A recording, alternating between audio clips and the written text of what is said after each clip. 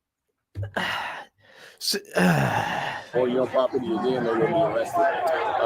imagine like feeling the need to advertise the Dick Masterson Kiwi Farms thread. Like imagine watermarking a video with the Dick Masterson's Kiwi Farms thread. Like, this is my set.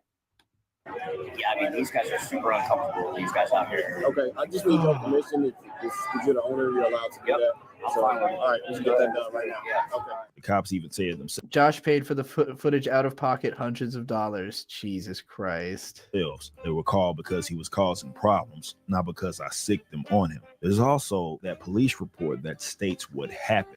I didn't know you had to buy body cam footage, or that you could buy it. Who's selling it? Like, what? What? Is this like a whole market? It literally says the owner reported 2 people they wanted criminally trespassed at the location for videotaping customers I don't and want to see refusing that. to leave the business. So yeah, you're screaming at people while you record them, also being a creeper and recording from outside the window. Guy gave a thumbs up. Even credit card transactions, of course they wanted. He didn't give a get the fuck out of here. He gave a thumbs up because he wants to seem unbothered and chill. Because they're constantly gaslighting that they're okay with what's happening. At no point was Riley just told leave until the cops were there. Like, they were told where they could or could not stand. They were not told they were very compliant. If you watch the video, Riley and Mint are very compliant with everything they're told to do. And then the police eventually find out that there's this warrant, and then they arrest Riley. And you out. What a fucking boring loser. Agreed. If you Highly hit me, agreed. That would be bad for you. That's insane. She has some friends here she wants to talk to. She's messaging them, giving them some candy. Yep. Yeah, that was a guy who had threatened to hit Riley on the internet, which is why Riley said that. Yeah, I'm not gonna bother you. Stand off the sidewalk. Well, He asked give him me to a stand place over there. He stand. stands over there. You can stand right there. Okay. Yeah. Hi, chat. Brandon's trying to bounce me. He already threatened to beat me up in front of the guy running the door for offering to give Oh, right. He threatened to beat you up in person too, didn't he? out their comic books. You got kicked out after another guy threatened to beat you up. After this, whenever I do leave, I'm going right to the warehouse, chat. He got arrested after that guy. He's not in this frame anymore. The other guy threatened to beat Wait to him go to the up. warehouse after this. Whew. Eric is in there hiding somewhere, chat, terrified of the fat kid in the cape. There he is. There's Eric. Look at him. This is a great advertisement for your fucking live stream that they put so much of this in there. Where's he? Put the phone into the window, asshole. Because Eric has to pretend that he doesn't know we're here and has to not look over here. If he looks over just once, we win for all of time. We hit a sore spot. They're trying really hard to keep us from filming them hanging around the table where they thought they were going to hide from us all night. They're kicking us. The weird thing is that he's presenting Riley's analysis like it is the truth, while at all other times saying that Riley is a liar. Like, the way that everyone is acting on the screen is not what Riley is saying it is. Like, Riley is saying, oh, they're doing this. And Eric is like basically saying that what you're saying is true because he has to in order for this to look bad. Because it doesn't look bad if it's just based on what they're actually doing. It only looks bad based on what Riley is saying is happening, which is just his opinion. It's just like it's just his bullying, tactic. Out, chat. Hey, I am chronically unhappy, you losers. That's funny. I am chronically unhappy. Everybody in there should just be like, we know, us too. And then it would have been hilarious. And honestly, this whole thing just proves that it was never about genuine. Imagine bragging about the fact that you did this to somebody for making fun of you on the internet. This is a shameful image to put in a video that you to suggest that you caused. Like, this is not a thing to be proud of having made happen at all. This is something that, like, if I, as Eric July, saw this, I'd be like, oh man, I really got that guy locked up. Like, maybe I pressed this a little too far. Like, I would not be out here bragging like, and look, I got him locked up too. It's like, buddy, for what you just showed us, you think this is like a fun, cool thing based on what that was? wanting to meet up or talk to me. If that was the goal, he could have RSVP'd, waited. He in did line. RSVP many times. He was very publicly announced that he was going to this thing. I knew. Everyone in your fucking audience knew you were going to be there. And met me like everyone else, doing so respectfully. But that wouldn't have made good content, would it? It's all about making this a spectacle, staying low key and having a real conversation. That doesn't get clicks. Acting weird on camera while there's a warrant out for your arrest, that's internet gold, at least maybe in their mind. So another blatant lie floating It was internet gold. around is that I somehow got beat in court. That's not how any of this works. I was never on It is. trial. It's how all of it works, actually. prosecutor. I wasn't the defendant. People really need to understand how You were the idiot. these legal processes function. Once law enforcement got involved, the county picked up the case. It became their decision on how to proceed. The state makes the call, not me. If there were any changes in the charges, that's their decision, not mine. I didn't control it. All I did was cause them to waste taxpayer dollars by falsely jailing someone for several nights who ultimately was exonerated, and therefore that time was like, you should be reimbursed by the state. Like, the state should owe you money for putting you in jail for something that they then decided was not a crime. I don't understand how you don't get literally paid for that. I didn't push for it. I didn't have a say in what the prosecution decided to do. And then there's this other wild narrative that I was either too scared to show up to court or refuse to testify. Let me break that You were scared in the fact that you knew you would lose.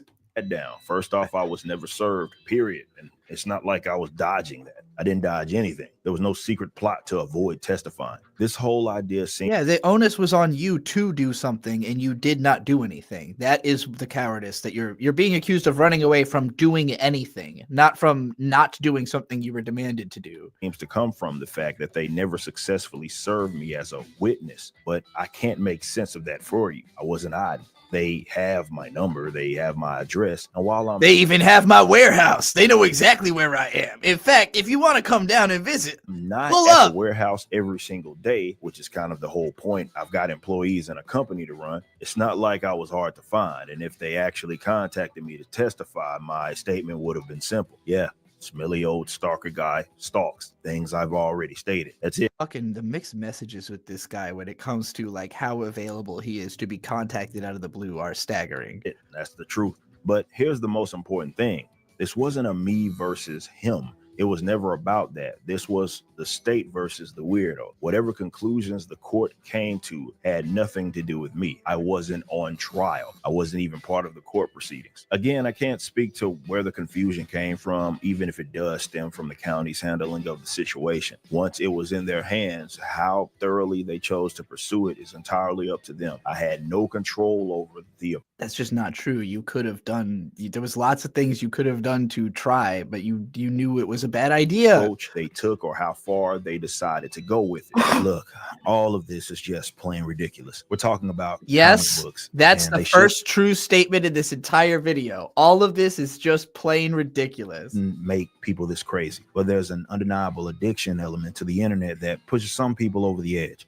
For certain creators, it's all about chasing engagement instead of focusing on content that actually makes them happy. And for others, it's this parasocial attachment, clinging to people they don't even know, all in the name of drama and attention. They get so deep in these fake narratives that they can't backtrack without looking like complete fools. So they double down, lie more, and keep that cycle going because that's what gets them. I like the timing that they timed the line more to your like mouth movements. Like the editor really put some work into this. Like I hope the editor caught a hefty bag off of this Paid. one. Drama forming isn't just a hobby for these people. It's their livelihood. They have to keep the bit alive. Like that. Like that was like a 1 second clip of like that involved tracking and shit. Like they really overextended themselves on this. How ridiculous it gets because telling the truth, well, that doesn't rake in as many views. And just to be clear, I'm not talking about people who share genuine criticism or voice honest concerns. Disagreeing with like the people like Dick Masterson who wrote a simple review of my comic that I refer to as a a wall of texts and freaked out about for weeks. Something doesn't make someone an outrage farmer. My colleagues and I have voiced plenty of critiques, but it comes from a place of actually caring about the things we talk about, whether it's an industry, a franchise, or a creative project. We've been fans. We've supported these things in the past, and in some cases we still do. There's a huge difference between that and the folks who fake embarrassing outrage. Oh my God, this clip again. Because they know that sells. That's the disingenuousness that I'm calling out. But what's really wild is the sheer obsession some of these. Josh asking, will there be a chance for paid reactions later? Yes, we're pretty close to being done with this video. We're letting him play out his last little spiel of nonsense. I can't believe how long this is, like how much he thought he needed to say at the end of this, because none of it seems to correlate to what he was talking about really at all.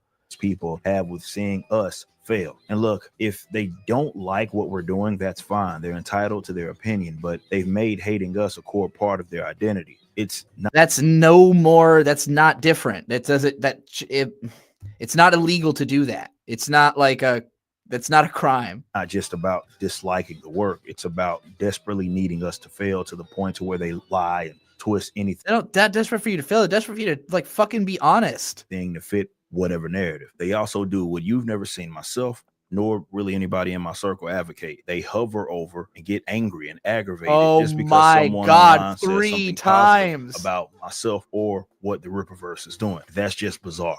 And for what? We're not in anyone's way. We're not stopping them from doing anything. Yet they act like our success is some personal attack against them. And here's the kicker. Even if when you say things about them personally on Twitter and in videos, then yeah, it is fucking about them. hypothetically the Rippaverse failed tomorrow, which let's be honest isn't happening, these people would still be miserable because the root of their problem isn't us. It's capitalism. I am chronically unhappy. The anger, that's normal. Desperation. It won't just go away if we disappear. They'll just find someone else to obsess over. And that's the part that people need to wake up to. It's on the audience to vet the information they consume, understand that a lot of what's That's also the second factual statement in the video. It's up to the audience to vet the information that they consume. being said isn't rooted in truth, but in desperate need for clicks, engagement, and ultimately a paycheck. Drama is currency for these folks, and they'll sell whatever narrative they need to keep it flowing. But through all of this, I want to take a moment to say how I appreciate our supporters, the ones who go to bat for me and this company. It genuinely means the world to have people who stand with us, who see through this nonsense, and who continue to support what we're building here. And look, I know it's easy to get angry about all of this, trust me, but I'm a man of God, and at the end of the day, I pray for people like this because it is ultimately sad. He's praying for you, Riley. He's praying for you. This guy became a useful idiot being pushed by others who don't care if he ruins his life. They'll laugh and mock him, and when he's done, they'll just move on to the next guinea pig. And what's worse, he doesn't even realize that none of them would ever go as far as he did. Not one of them would risk their own freedom or safety for the same bit they encouraged him to do. They sit back, cheer him on, and watch him self-destruct for their own entertainment. So yeah. What the fuck was that edit? I pray for people like that. It's foolishness, and I hope that one day they realize it before it's too late. But thanks for listening. I'm glad we could break down some of this. Now it's time for me to get back to work and focus on what matters. Don't be the kind of business the Rippaverse is, because that's the kind of business that you don't want to be. Yeah. As he said here at the end, he says that no one cares about you. Wrong. I am loved. He only has freaks like Sturgis left. Yeah, like, I mean, if you're following my channel and you were following me when this all happened, literally I watched Riley get put into a police car live, and then Bird and I got in our car and we drove from Norfolk, Virginia to Dallas, Texas to make sure that Riley and Mint were going to be okay, because I have never had a friend get locked up for nothing, honestly. So I was like, I don't know how freaked out you're gonna be. I don't know if my homie's gonna be coming shell-shocked out the fucking pen in Dallas, you know, and if his girlfriend's gonna be all right, who's alone, you know, not that don't think Mint can take care of herself, but she might be freaking the fuck out because her boyfriend just got locked up, you know. So we drove down there and we hung out for the weekend. We made sure they were okay, and then we went back home, you know. And like, I don't I don't know how you could then go on and say like, oh, nobody cares about Riley. Like, oh, I don't know what that. If that wasn't care, then I guess I'm fucking. What's the opposite of a person who cares? I don't know. Eric July.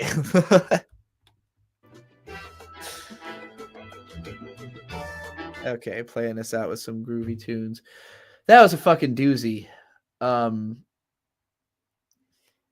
Joshua Wiley AL with $25 says, can you react to my 10.5-minute tin can audio YouTube video? It makes muscles to smile later. It's in your Discord DMs. I will do that. I'm going to go take a piss first. So I'll throw on something. Oh, Biggest Problem is on. Chrissy Mayer. Oh, woof. No, thank you. Let's find something watchable to throw on. District of Misery. What the fuck is this? Oh, yeah.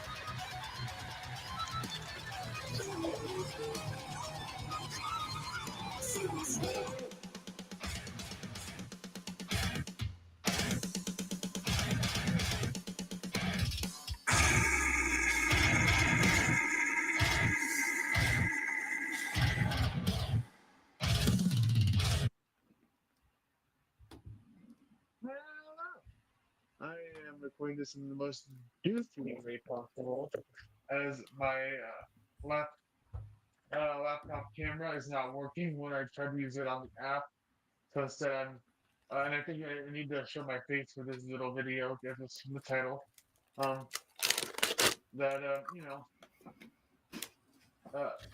It doesn't quite work. It's just the still images I do in some other videos.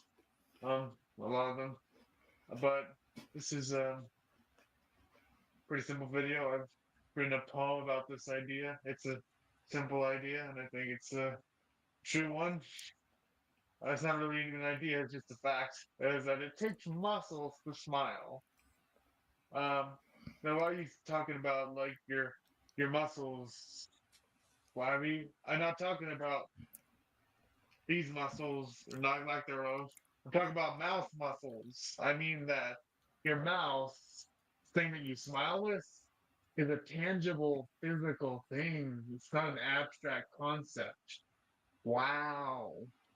So like you don't just Truth. spontaneously, well, you can if you like laugh or something. Sometimes you spontaneously smile, like that.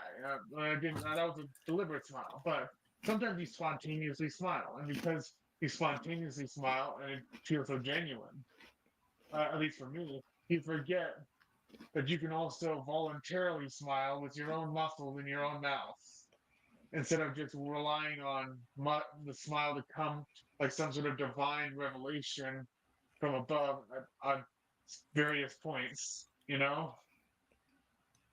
Like for a long time. Smiling on purpose is good practice. And I think what you're trying to say on some level, maybe you are going to say it, is that like you have to flex those muscles. Like literally if the muscles it takes to smile have not been flexed enough, you will find that it is difficult physically to do it. And it just gets easier the more you do it.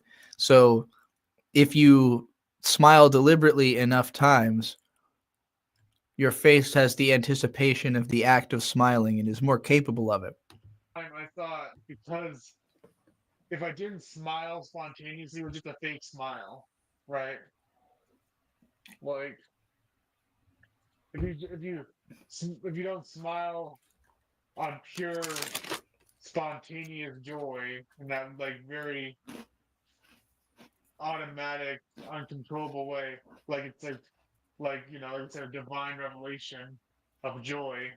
That's like you might as well not even be smiling. That's fake. You're faking it to make it, as they say. But I want you to think about putting an effort to lift up your mouth muscles and stuff in a different way. And I'm an expert on smiling or anything like that, or using your facial language. The only I realized when I was dealing with a lot of depression and issues and of self worth is that when you're smiling, it's not that you're faking the smile and you're doing it, you know, if you're doing it like consciously, it's that the previous time you have smiled, you know, earnestly, maybe it was more spontaneity, you remembered them, your like physicality, and you're using that past happiness of yourself to lift up the happiness you can have right now and sort of supporting yourself from Yeah. the past in the present by like taking that smile from the past and bringing it to the present and using that strength as a little amplifier to smile again. It's like an echo of a repetition of a previous moment of happiness that's helping you in the present that you may have gotten, and you're using that effort of your power to have happiness to bring yourself up again. You know, I like that. That's a great description of muscle, like because we already use memories that way, right? Like remembering a positive memory can be a way to make yourself feel better, but also muscle memory, like using the muscle. Your muscles remember what it's like to smile. Use that memory to make yourself smile. You know, if you can. like I think I've been a lot happier when I've done these days at least. When I stopped being so ashamed of looking at my own fucking smile. Like, it used to be, they used to think it was so ugly, my own smile. Used to hate it. But like, apparently I talked to like the campus counselor in my college here, and apparently they're doing like weird like I think you have a great smile. physiological benefits to smiling even for like your dopamine or something. But like I don't know if true there is, but something I heard like from my counselor, and he's like a psychologist or something. But like at least symbolically, I think it makes sense that the smile represents happiness. And if you're scared to see yourself smile, you're kind of scared in a symbolic sense to see yourself happy. It's just kind of not helpful if you're very sad and depressed all the time. So like if you can put in the effort to like see yourself happy once in a while, you know, and not be ashamed of that, that's quite helpful. I actually like if you see it's actually helpful. Like you see my terrible actually you already see it, so all my terrible I feel this in a lot of ways because I take a lot of photos, and I tend to take a lot of photos of things other than myself, especially Bird. And like, there was a period where I was taking lots of photos and posting them all on Facebook. People kept asking, where am I? You know, like, especially my family is like, sure, all the locations are cool, photos of Bird are cool, but they want to see me. You know, they want to see me in the location. And the reality is, usually I was having a good time, but also self-conscious about my appearance. And so I don't want to, you know, whether it's because maybe I didn't get time to shave before going out, or, you know, like whatever it is that I'm hung up on, that I don't want to be in the picture. And so I try to make sure that if I'm going to be doing something that's going to be photographed, I should try to make sure I'm going to be presentable to my own standard.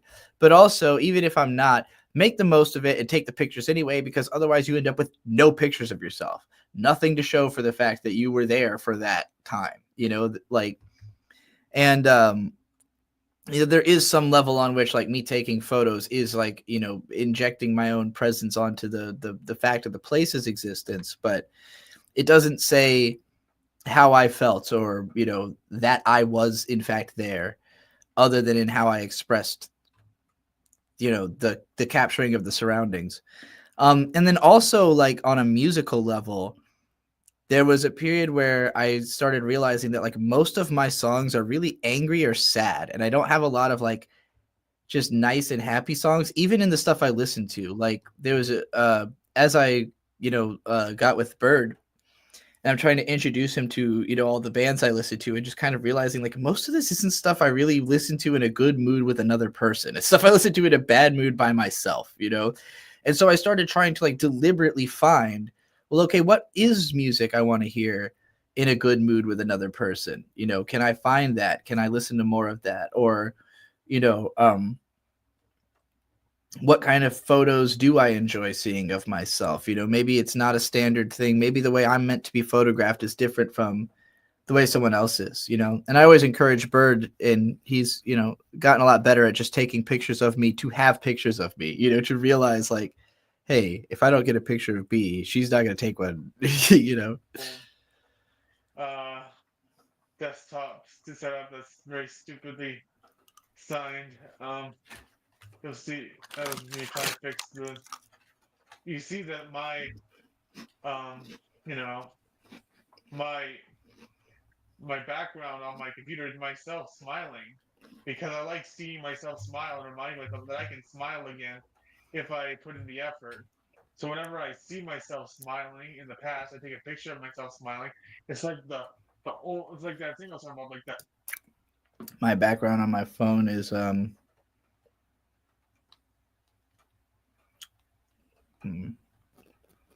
accidentally got past my lock screen. I got oh god, that looks like, there we go.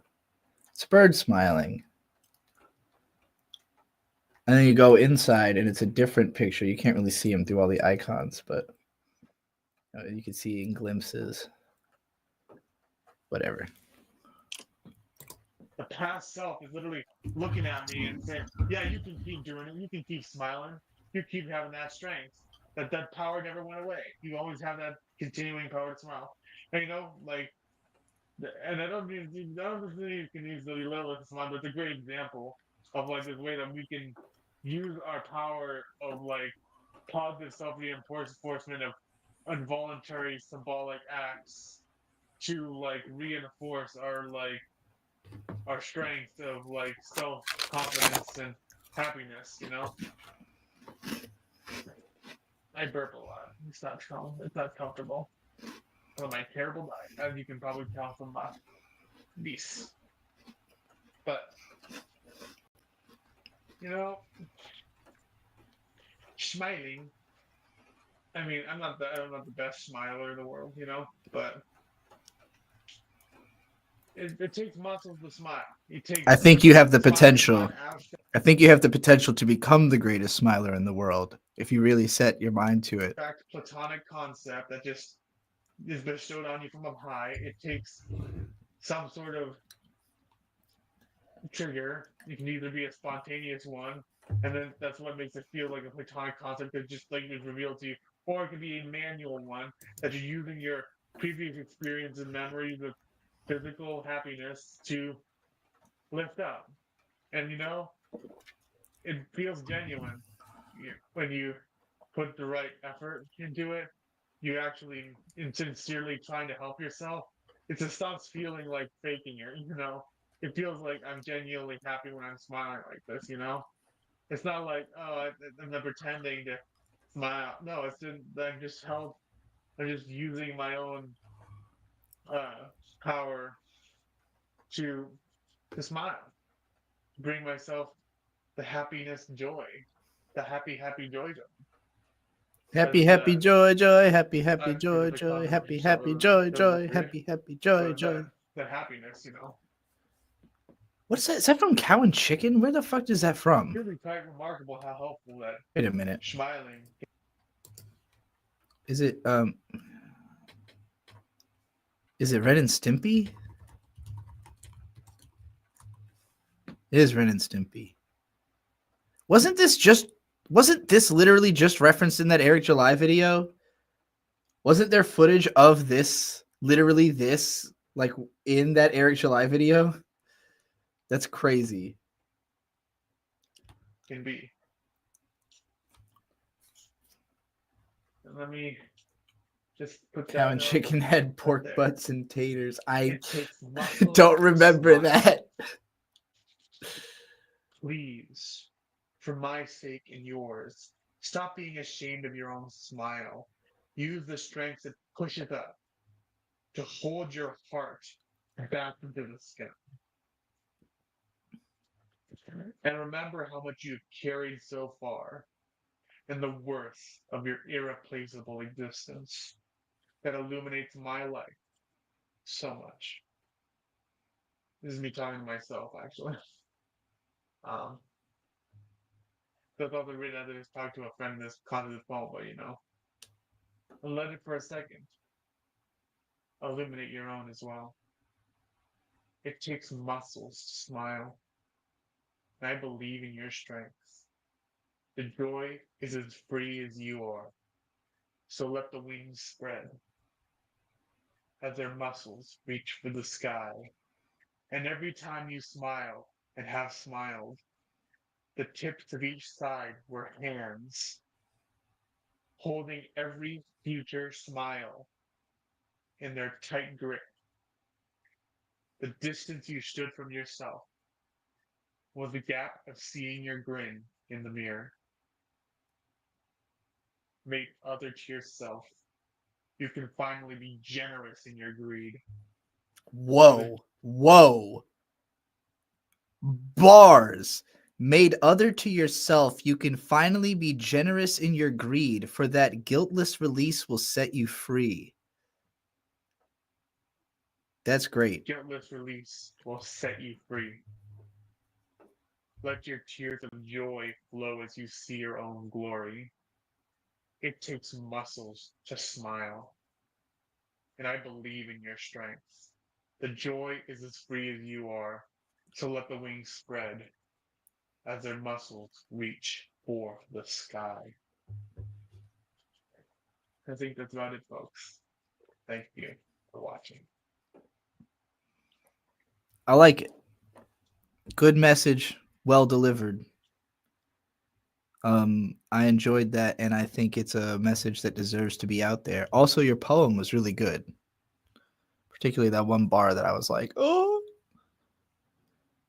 So yeah, good job. If you're still there, Josh.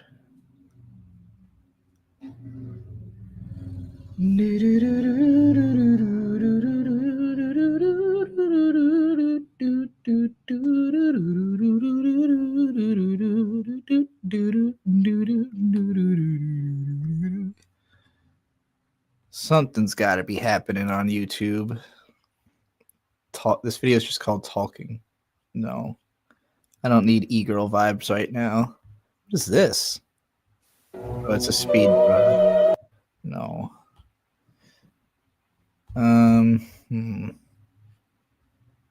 Hello. Nope. Okay, I've accidentally put myself in the fucking. I watched one speed draw, and now YouTube's for like, hey, I heard you like speed draws. We give you all day speed draw. No, thank you. I don't need any live streams. I don't need anything about Drake. In fact, the conversation around Drake's been boring as shit, and I'm tired of it. Comic books? No, please stop. Synthesizers? Well, I saw tits and I clicked. All right.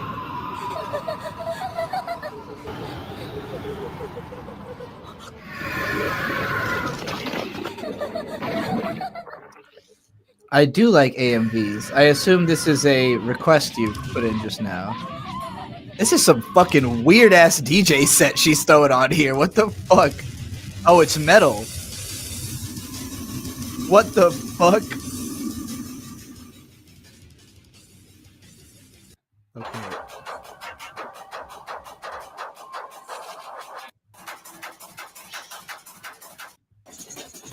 Okay, maybe the metal was temporary. Yeah, okay, it was only metal at the start. That was not what I expected. Another clip, re-upload. Bry underscore. Okay, yep.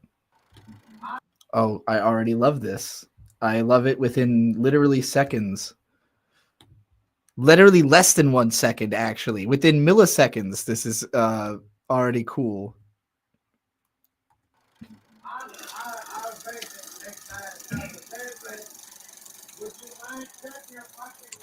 Flashing lights warning.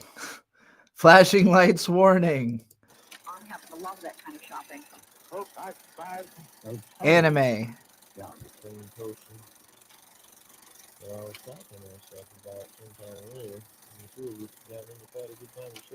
Bod.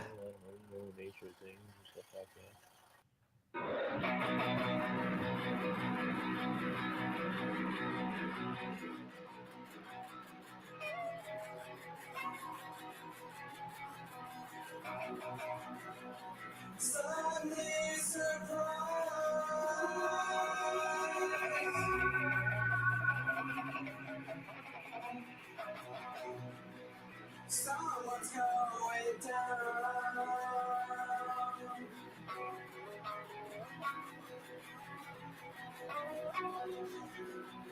Trigger sets me free.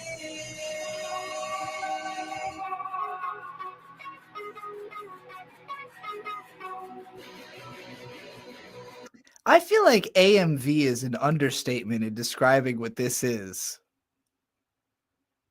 I hope this is a song that I'm allowed to use.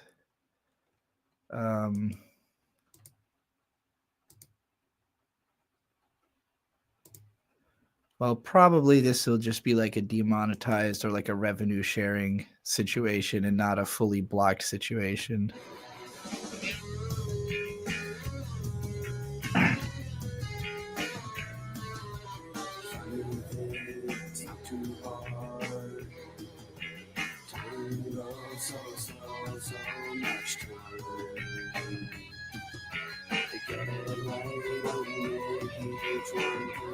By the way, I've never heard of this band, but this song kind of fucks.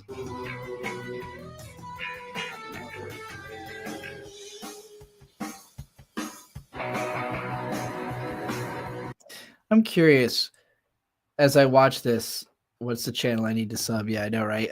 Bry underscore. Only 1.1k subscribers. That's actually kind of shot. Like, this has 901 views. This should have way more views. Hold on.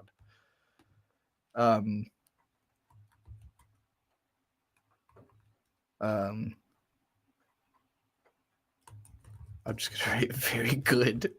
I don't know how to describe it otherwise.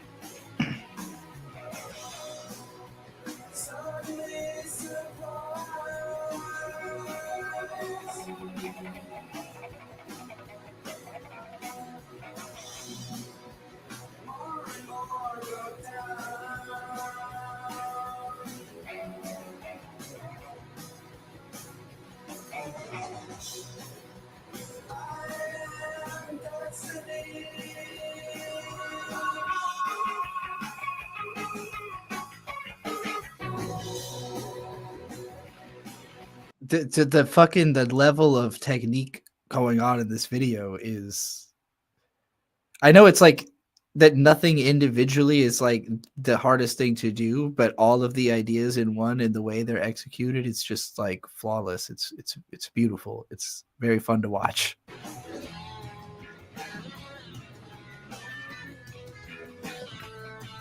Especially this whole, I don't know how the fuck they got this effect, but I love it.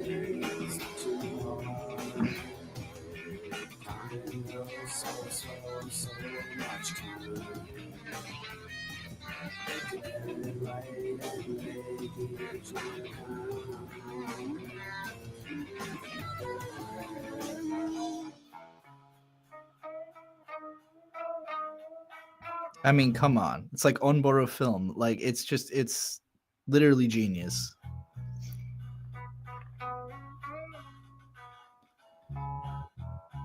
Huh? This is not as good as the first EP. I'm sorry, but this needs to be added to peak only as soon as possible. I can't keep waiting to add it to the folder. Your daughter KFC?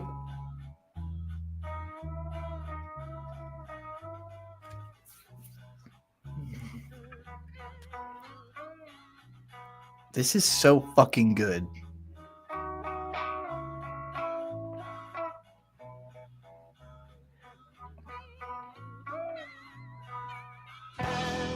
You know, gee.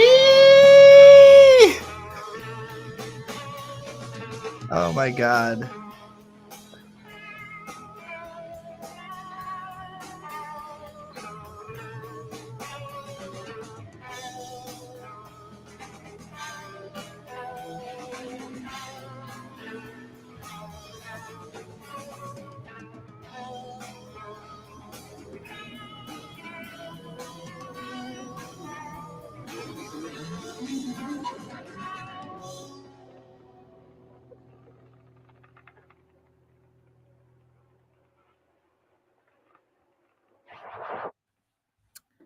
Thank you for paying me to watch that.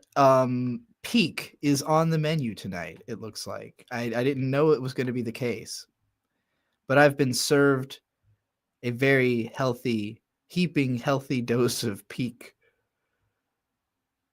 I'm going to have to watch all of this at some point, probably. Why are there so few views? Do you have any ones that have any views? What? Okay. Of course, the Death Grip Serial Experiments Lane video has views. Of course, that would be the one.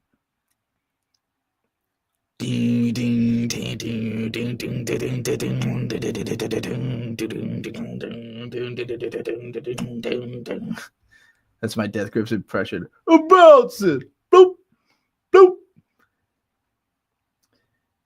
With Your Love will make it through trailer, but watch it off screen to avoid copyright. Okay, so you just want me to have seen it, but not to actually watch it on stream. Interesting. With Your Love will make it through. Oh, with you, our love will make it through. Okay, I see. I misread that. Because my brain don't work good. You know, I could probably like watch it sped up or something, and maybe that would help. Oh, whatever. I'll just watch it off screen. You'll be able to hear it, and I'll pretend that this is the visual.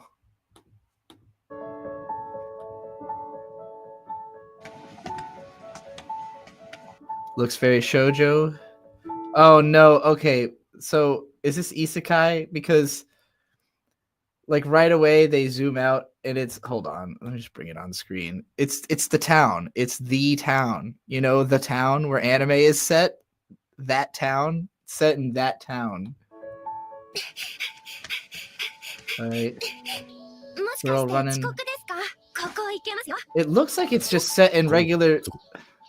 Oops, I did the fucking thing again where it starts fast forwarding. Everything else seems to be regular Japan high school except for that one shot. Like that shot indicated that it was not set in Japan, but everything else seems to be like a Japanese high school setting.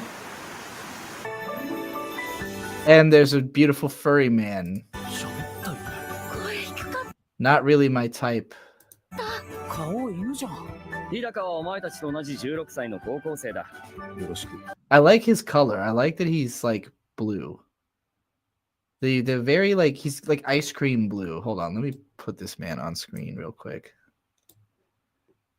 Son of a bitch, grab the window. My computer can't handle everything I'm trying to make it do right now. Hold on. You get out of here. You come over here. I can't make this window like leave its spot. I guess I can bring the whole window. Okay, yeah, this man, he's blue. I like that he's like cotton candy blue. This is a handsome shot of him. The first shots I was not so interested, but that's cute. All right, let me take it back off the screen. He looks like Super Eye Patch Wolf. That's really fun. Oh, hello. Hold on. I love that this is the most replayed segment of the video. Just this moment. She cute.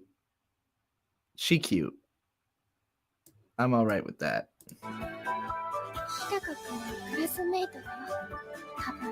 誰よりも当たり前と普通に敏感な優しい男の子。ありがとう。決心がついた。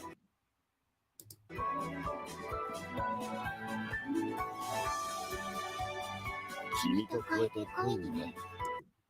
I don't know what the drama in that is supposed to be. Like what's the what are they dealing with? She's like, this guy is the best guy I've ever met in my life, and then they hug, and it's like, okay, is that the point? Is just the guy's great? Like, is it just gonna be a show about how great this furry man is? I guess that's cozy. Tweaking the fuck out on Y2K, hyper pop, techno, and trance. No, I don't need that. I don't need hard trance. Why are these my suggestions? Animated films. This looks cute. Rag Cats. I like her. I like her a lot, actually.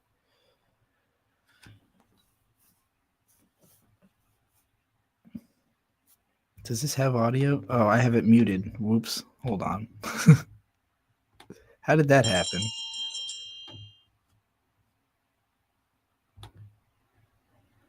Taper clip with $20. Hello, Trixie. Can you please give suggestions for a new title or thumbnail for my video, Card Game Pain? I also need the title and thumbnail suggestions for the sequel I am making with Luca and Chroma. Thank you very much. All right, let me check up on that.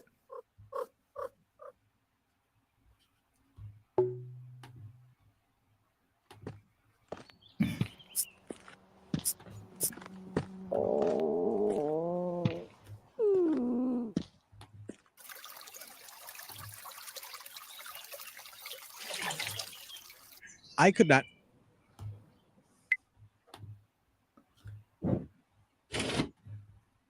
All right, so Taper Clip, I'm going to say, first of all, the biggest problem I see with this thumbnail is that Pepe the Frog is in it. And I don't know what, I think the problem with Pepe in the year of our Lord 2025 is nobody knows what you mean if you're using a Pepe in your video, but there is some chance you're a Nazi. Like there's just some, like there's a number on the dice isn't Nazi. And if you're rolling that dice, you know, I'd be worried. When I see a Pepe, I'm worried, you know, generally worried. So like, it's not that I think Pepe is a bad symbol. I don't think it's his fault. I just know that there's a reason he's fallen off of popularity in recent years with people other than the alt-right. I could not physically wait for Saturday AM to mint their card game, so I did it myself. You could title it, I could not physically wait for, like this first sentence. I could not physically wait for Saturday AM to mint their card game, so I could not physically wait for the new set of whatever. Did it myself. I rounded up my Tomodachi Nakama and Daibos to play the official print-to-play set. We've made our own mechanism purge to play from the full collection, each placed as their bid. Okay, so I'll also say that seeing this, I assumed it was going to be a podcast just by the more general name and the fact that it's an hour long. I don't know exactly what you could do with a thumbnail that would communicate like video essay, but I think text usually helps because the text does make me assume that it's a scripted video on some level. Like it tricks my brain into thinking like, oh, text because it's a text video, you know? So maybe some text that says like, I'm addicted or something like that, or steps in order. Oh my God. I don't know why that tripped me up. Trying to think of like how I've been. What have I? Okay, I guess is this a scripted video or maybe semi-scripted? So what? Like so if you win your opponent's chapter card, it's just bye bye. Same with God. There's another one. I guess the it's winner at the end. I guess it's not totally not a podcast. Okay, yeah, mostly unscripted. It says I could have just read that. So I'm gonna say I've never heard of Saturday Wars whatsoever. I have no idea what this video is about.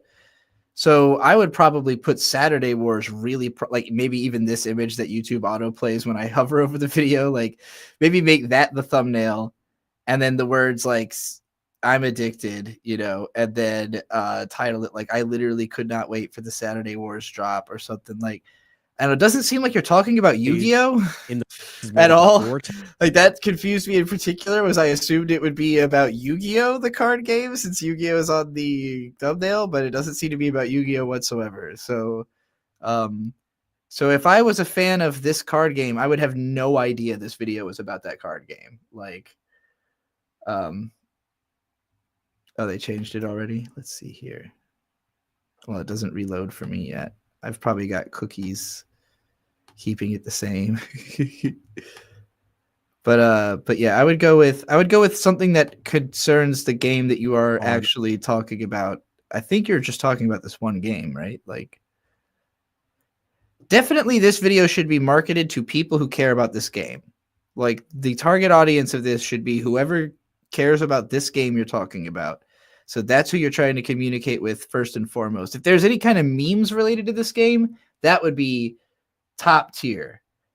Like if there is some sort of like meme, you know, that you could put into the thumbnail that would instantly let people know that you're like not just a fan, but like on that, you know, deeper level. There's no memes. So okay. Is part of the problem that like nobody knows about this game, or you just thought it was safer to use a bigger card game? It just tricks me into thinking it's going to be about Yu-Gi-Oh! Though, and then I'm going to be disappointed. Like, I mean, is this game like is this video to complain about this game? Like, is this saying like don't play this ultimately? Because it is called Card Game Pain. Because if this is complaining about the game, then I will tell you the thumbnail or the title should be like, you know, everything wrong with fucking. I forgot the name of the game already, but I'm looking at it. Sunset Wars? Is that what it's called? Saturday Wars. I would be like, Saturday Wars is broken, or like Saturday Wars, they're nonsense rules. Okay, the rule, this card game's rules are nonsense, and the like, you know, the thumbnail would be like dumb rules or something like that, or like Saturday Wars makes no sense. Could be the thumbnails, and then the title is just like this card game's rules are nonsense. So if it's complaining, it's a lot easier actually, because it's just about highlighting how like people don't have to know what the thing is, they just want to hear you roast something bad, you know. Saturday Wars killed my uncle. But yeah, like Saturday Wars sucks even would be a good title, you know, just like flat out hit him with the like, this thing's bad and that's why you should listen to me talk about it. Because nobody's going to play the game if it's bad. Like if the point of your video is the game is bad, then like, You know, there's no sense trying to sell it as anything other than a thing that sucks, and we're all gonna laugh at how badly it sucks, you know. But if it's cool, it's a little harder because then you're kind of trying to make fans of it. So you're like, how do I sell people on this thing? You know, but if it sucks, you're just trying to sell them that it sucks, which is easier. And then you'll get the people who like, because then the card game fans are going to want to know why it sucks or how badly it sucks, or if they agree that it sucks, you know, like that's when you're going to draw that audience in to judge along with you, decide if your judgments are true. Killing Bites stinks. I think I dropped this show in like not even an episode, probably. Oh man. The thing is, I don't want to get too libelous or hit him with something like that if it makes sense. I mean, it wouldn't be libel to say that their game is bad. Like, libel's like legal. Like, legalese, like that would mean you're like spreading lies about them. But if you just mean you don't want to be slanderous, you could say it's slander to be like saying that their game sucks. But yeah, I mean, I understand not wanting to get too slanderous, but also it's YouTube, so like it is what trends. I mean, there are ways to be more sly about it, I guess. So like, look at this video. This guy gets a lot of fucking views. This 55,000 in 3 hours. It's his final crash out. And then in parentheses, Kanye West burnt all bridges, you know? And then he threw whoever the most popular faces that Ye mentioned into the thumbnail, you know? So like,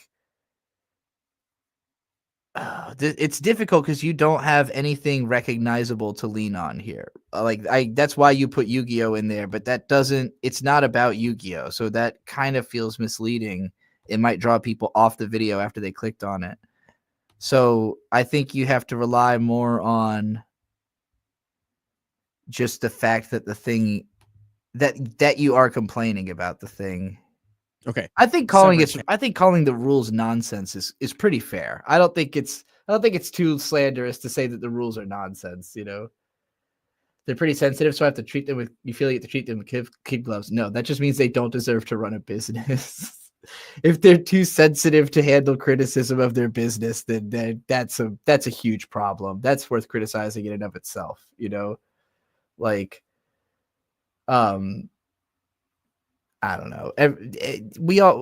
People like to act like they don't live in the same world as everybody else does. Like any endeavor does not inevitably bring, you know, some level of like criticism. And like, if you're being nice about it and trying to explain to them like how they could fix their game, and then they cry about it, that's just an Eric July situation. Like that's literally how that all happened. Was Dick Masterson said, "Hey, your comic's not very good. Here's a list of reasons." And then Eric cried about that for a solid week, and everyone made fun of him for crying, and it spiraled into this madness, you know? But like, if somebody just like listens to the criticism, none of that has to happen, you know? Just make the thing better, and then everyone loves the thing, and then you'll thank the person who criticized you. It seems obvious when you say it, but people don't think. They just don't want to be wrong. They don't want to have to change because they don't want to, like, they cannot conceive that they weren't already perfect in one go. And it's like, why would you be? Nobody else is. Nobody else is just nailing it by themselves with no criticism. Why would you be able to? What makes you special, you know?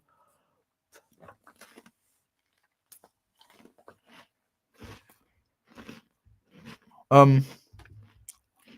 right, I'm going to play more of this while I go pee.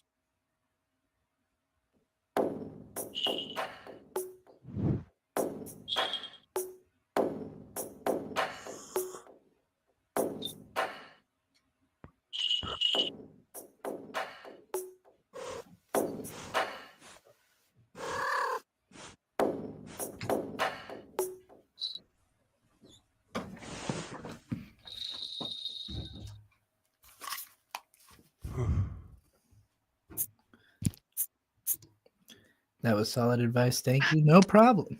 Thank you for funding it.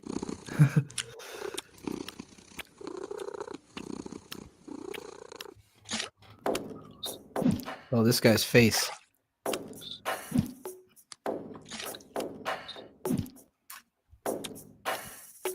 It's very subtle, but I'm catching a Yume Nikki influence on this.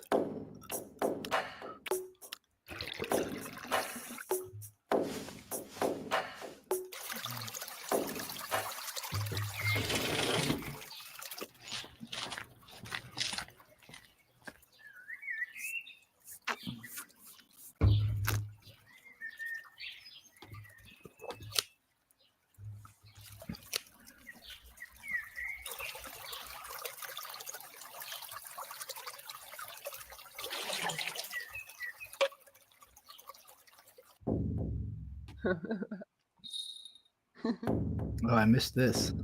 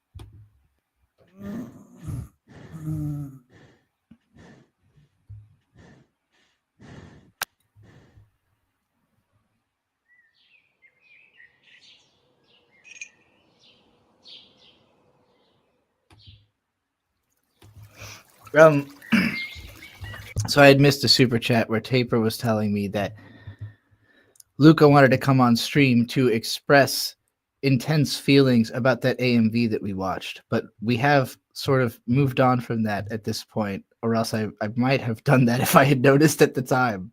But I would encourage you to make a video about it, because I would be interested to see like a rundown of an AMV like that, because and then it will be more permanent and not lost in a 3-hour live stream or whatever. But like, because I recognized most of what was in that, not all of it, you know. And you said you were like, I recognized everything and it all meant something, and I was like, I recognized a lot of it, you know. And there was definitely a lot of aesthetic intrigue there, but certainly not so much that I could break it down in like a analytical way like you seem to have in your head. But I think it would be really cool to make a video analyzing an AMV. I really want to open up what people think it's like okay to analyze. Like, the Kendrick Lamar conversation has opened a lot of doors in the analysis world, where like it's become a lot more normalized to literally go line for line through something and talk about every single aspect, you know. Like, we kind of had that with film, with the every frame of pause and the stuff I was doing with anime. But now that it's moved into music, it's like, it feels like the levee broke, and now it's just like a free flood of anything can be analyzed. And I'm like, finally, this is what I've been waiting for, is for people to just accept that it's not about it being worth analyzing. It's about it being worth doing analysis always. It's always worth it's always worth analyzing. Whatever it is, it's always worth it. This looks cute. Trials from Miles. Oh, she's adorable. And that's why a true hero never chooses violence first. Usually people add like a first half to their sentences, but yeah, cool.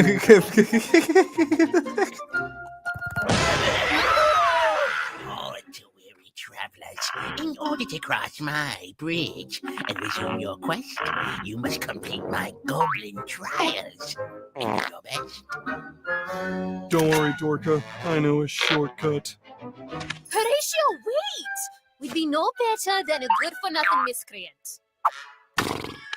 That is one sexy accent on that girl. Let the trials begin.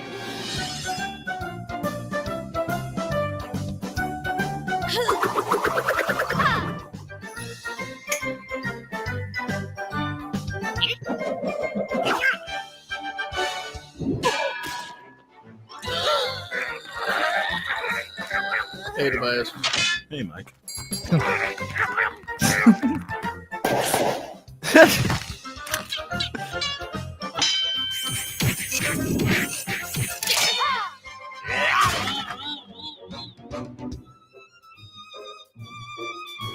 Pin the tail on him.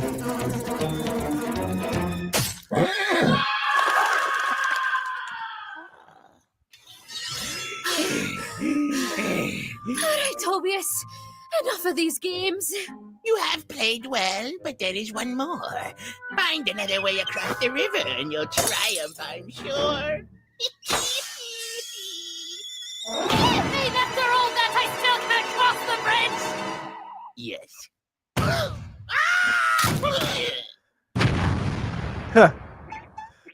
Well, what do you know? Violence was the answer.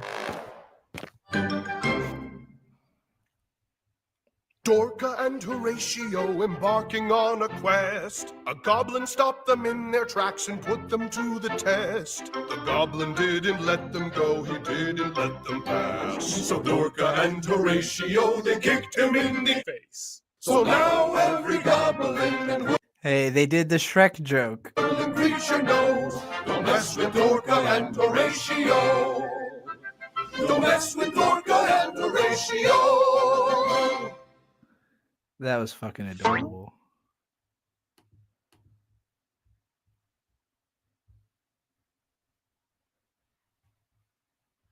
I like it. I keep going back to the subscriptions page, forgetting that all the same things are live and happening, and nothing new is going to come out at this hour on a Thursday. What is this? Oh.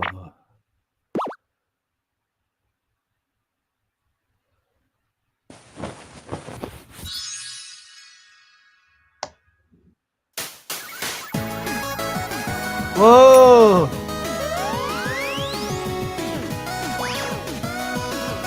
Let's go!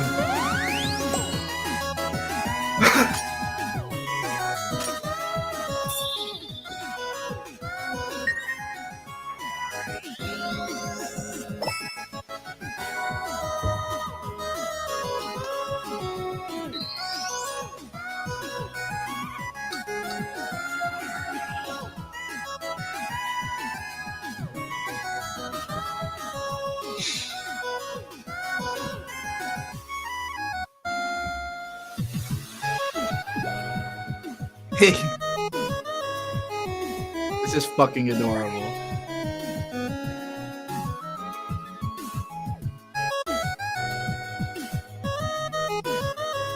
Whoa. Whoa.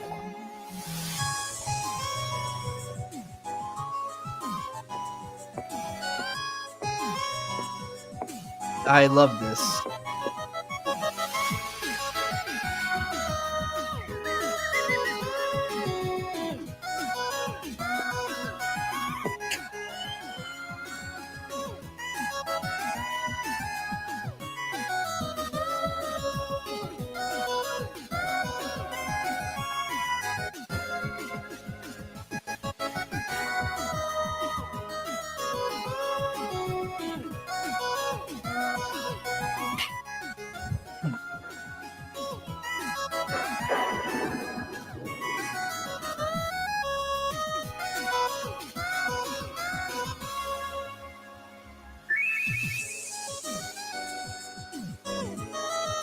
Whoa. Whoa. Whoa.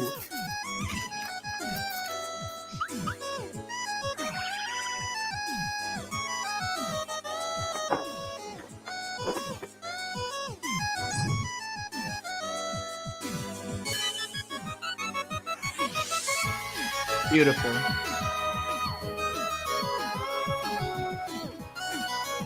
Oh.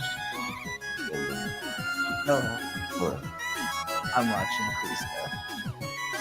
I just watched the last episode of this season of Severance. Oh, how was that? It was interesting.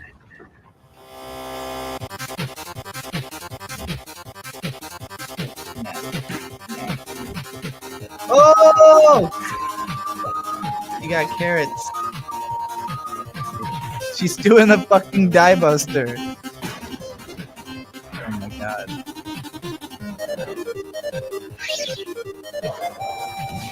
Yeah.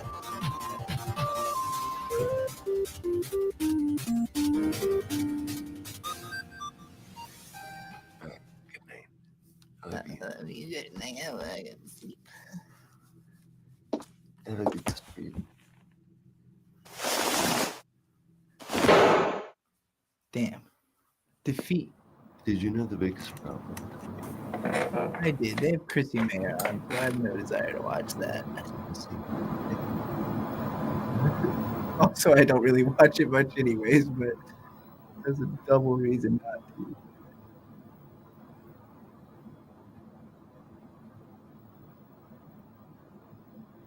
I'm not falling asleep. Damn.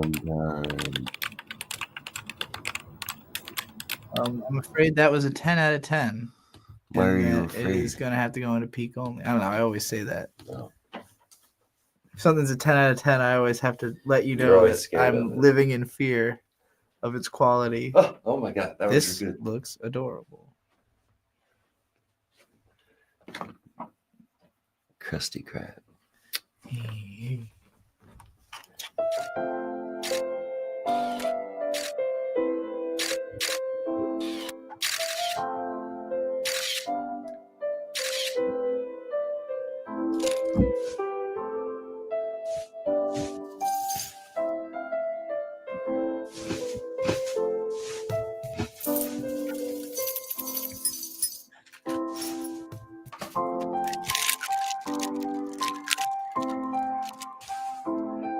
This is boring. Hello.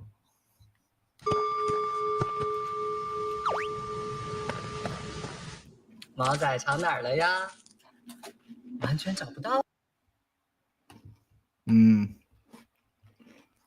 subtitles, but whatever. What the hell is that? What is that? What the hell? Oh, because foxes can turn into substitution jutsu, right? 在这儿啊！被哥哥找到了。哥哥有 This is 给我带 fucking 小鱼 adorable! 哇，好多小鱼！哎，等会儿，把这个围巾戴上，要不然身上弄脏了又得洗澡，外边可冷了。围巾脏了怎么办？啊，快吃慢点儿，哥哥就不用去洗围巾了。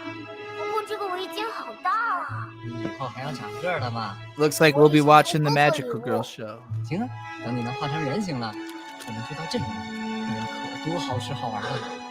还要等多久啊？等到春天来了。那我要玩捉迷藏。好。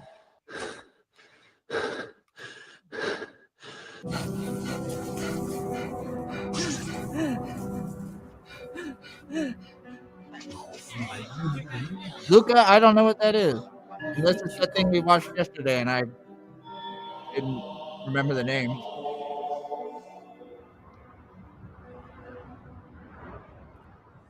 I wasn't expecting this to get all sentimental on me. Also, I didn't realize how long it was. Let's watch, please, please, please. But I want to be a magical girl.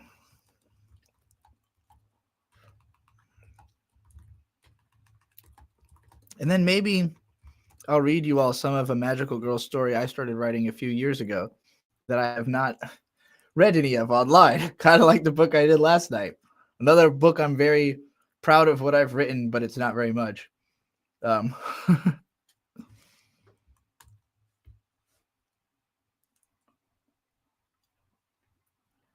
Black Cat Show, Lapusha Super Chats for like 20 episodes of it, Chinese cartoon.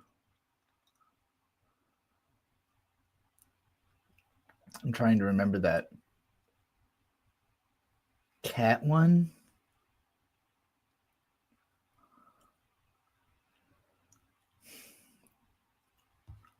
Let me look it up.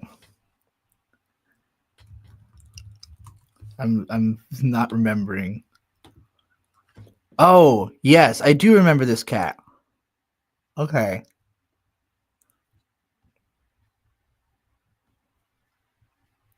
The I'm sorry, last summer's streams feel like they happened a lifetime ago, so I have to really draw that stuff back to the surface. Okay, so the pilot animatic is all there is so far, right? Like there's not like a finished animation version of this. I don't remember why. I don't remember why we started watching this and didn't finish.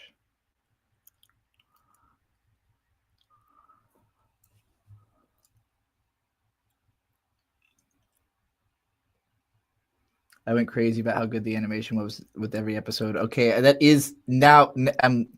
I'm getting images back into my head from you saying that because I'm like, okay, awesome animation. Okay, yeah, awesome animation. Like,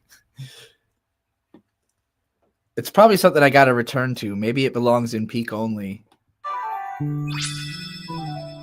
Hi everyone, I'm Aika, a normal girl of average talent living an unspectacular life. I just moved to this quiet little town. So my first impression of this is that this voice actress is really trying to sound like what's her fucking name? Tara Strong. She's doing like a very Tara Strong playing Twilight Sparkle type of a voice. Where nothing ever happens, and it's great. Man, why am I running? I'm not even late. Woo! Okay, we're back. Here we go. Yeah, very, very Tara Strong. Guess I'm just excited for my first normal day of normal high school. It might sound boring to you, but to me, it's everything I've ever wanted, and I can't wait. You good? You're kind of standing in the door. I really love this character design, by the way. I'm a huge fan of like ring braids. I don't know what these are called, but I'm a huge fan of this braids, and obviously the fact that it creates like literally 4 eyes. She's got 4 circles. Great design. Doorway. She's fine, but she, I don't know, kind of reads like Girl Steven Universe to me. Like this girl actually feels unique. I mean, her hair she's got like almost Yotsuba's hairstyle. Hold on.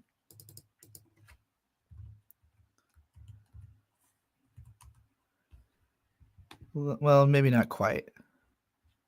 But with the 2 on the top and, she's got more on the bottom, but it's kind of similar. Right, go ahead. My apologies.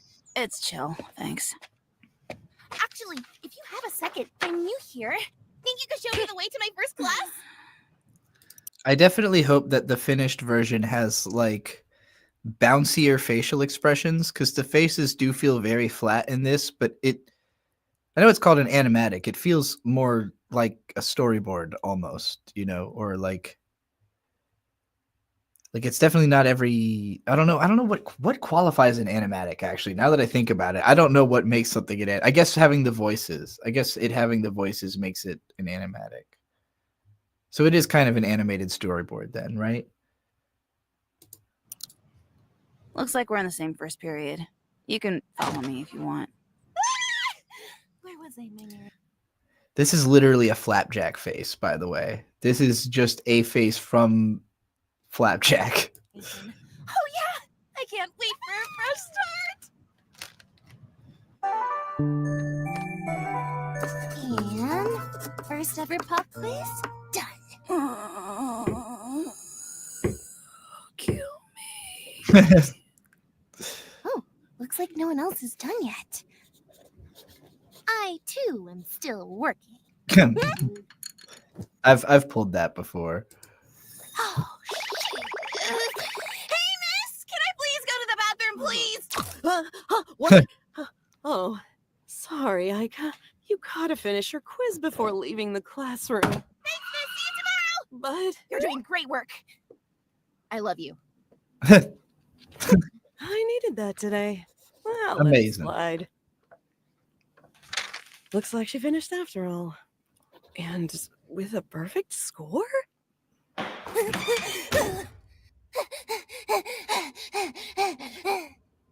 Phew. Guess I'll hide out here for a while.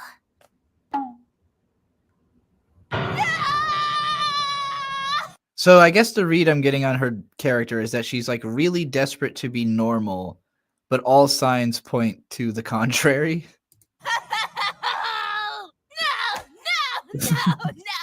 Get off Absolutely breaks down at the sight of something magical. that dirty ass floor. God, you're dramatic. A box, Aika? Really? You put me in a dark, dark little magic box? Okay. I'm lucky someone with hands opened it up. I knew you'd be found. Okay, this is I kind of like this. The idea that she already had met the mascot and it's not like she's already dealt with it and in a way of I don't want to deal with it. This is pretty unique actually. Eventually. I just needed you off my back, Hoshi. It's my job to be on your back, and it's your job to. Unless it's a minimum wage cashier job, I should not be working. I'm 15. Whatever. She's 15? These characters are in high school? Why do they look like elementary schoolers? Why do they talk like elementary schoolers? Why are they in a genre populated by elementary schoolers? That is very confusing. Needs to be done can be handled by the others back home. Why is she wearing a backpack like an elementary schooler? Oh, sorry for putting you in a box, but I need this. Please go and try not to be seen. Fine. At least take this. Just in case. Call me if you need me. What the fuck? What was that? Nothing. Don't worry about it. That was not only is this a very Rick and Morty face, that was a extremely Rick and Morty joke. I think my kidneys are backwards. Bruh, some kid got a perfect score on the quiz. The curve is fucked. The curve is fucked. So this is like not for children. That's like the first time it like kind of revealed that. Hey, thanks for helping me earlier. Can I sit here? Is that a no? Me? You're asking me? Yeah, but it's cool. I sat down before I asked, and now it's weird. I'll just go. No. You can stay. I'm Well, just her not used to eyes. people talking to me is all. You see, I'm kind of a loser. Wow! I like Real that. life high school loser! Whoa, okay. I already Wow, a real life high school said it. No need loser. to rub it in, you know. Why? Being a loser's awesome. No one bothers you or expects anything Why are they in high school? They look like they're in middle school at the absolute most. from you, and you're free to do whatever you want. You got nowhere to go but up. That's a fun spin on it, I guess. You've got a way with words. I'm Aika, normal girl of average talent and zero secrets. Okay, well, I'm Zira, also a normal girl of average talent. I got a couple secrets. I won't press any further.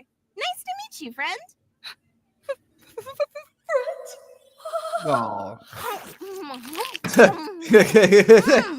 That's bad.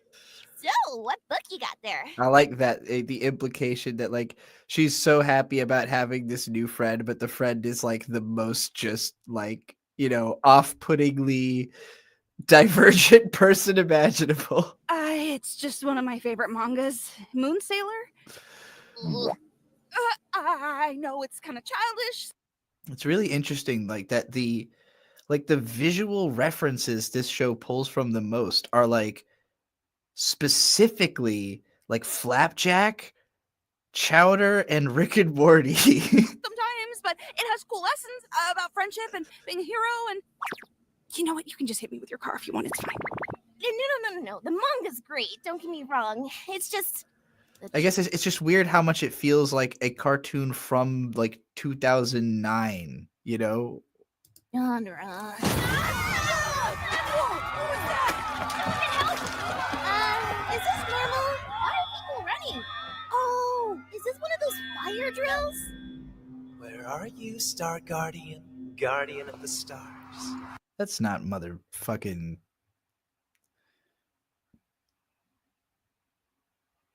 Whose voice is this?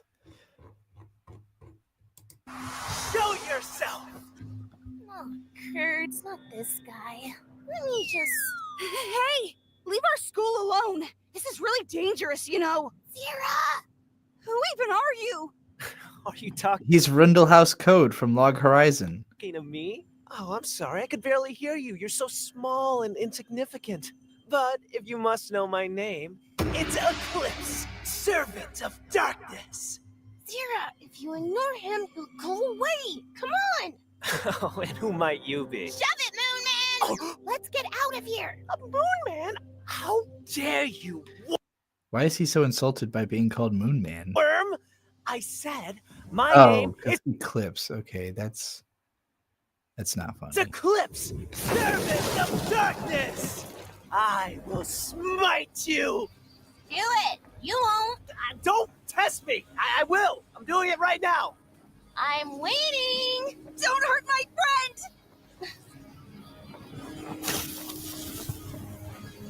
No choice now.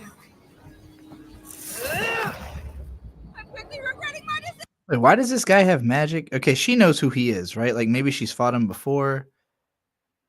How long has she been a magical girl? Is this going to be established in this episode? Like,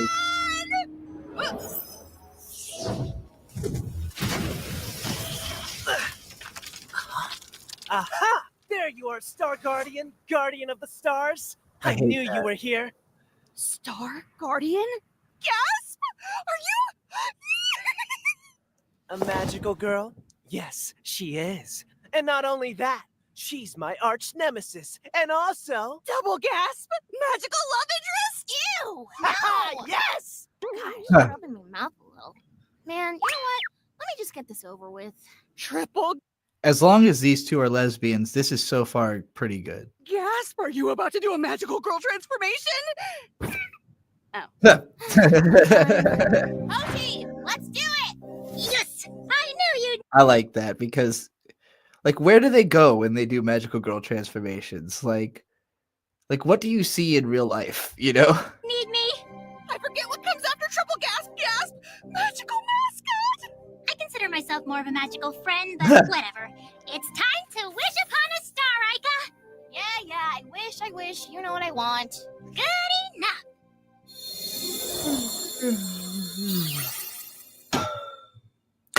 Is that a lead pipe? Oh my god, it's finished animation. Okay, I've seen this scene because I think somebody paid me to react to just this part. I don't understand. What's a lead pipe Which, by the way, I love the colors. Like, I love the way this actually looks finished. gonna do? Oh, you don't have like a magical star beam or energy blast or something? I mean, this animation is like super like Fooly Cooly / Western animation influenced by Fooly Cooly, like Teen Titans or what's another good example that does faces like this? I guess Avatar. Yeah, I guess I do. Like, what even is a star beam, you know? Now a lead pipe to the shins? That's just reliable, baby. I agree. This isn't over. I'll be back, Star His Guardian. fucking legs are Guardian all of the stars, broken. as soon as my bones heal. He's never been able to use magic before. Aika, you were amazing. That was just like Moon Sailor, except not at all. That was just like Moon Sailor, except not at all. And you're a black magical girl. Her methods are unique, Oh, I love but she's that. the best of the best. Can you I love that they just said that in the show. Like they just said, like, yeah, she's like a black magical girl. That's like part of the point. Like they're like saying that that's part of the point. I like that. believe she ran away from it all? And put me in a dark, dark box? Yeah, still mad about that, by the way. Ran away. Why? Well, truth be told, Also, I do really like her magical girl Like the way her hair is and everything with the spirals is really cute. I don't want to be a magical girl. And the little star tiara thing. Oh man! Yay! It's time for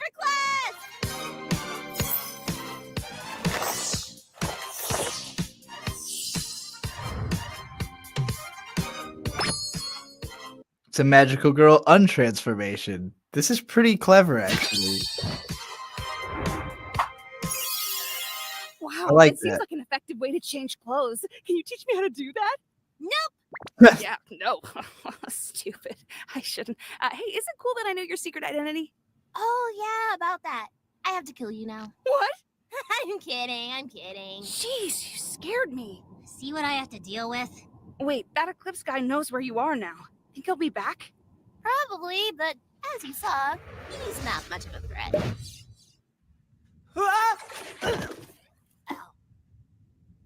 I'm back, milady. Well, that went poorly, didn't Hello. it?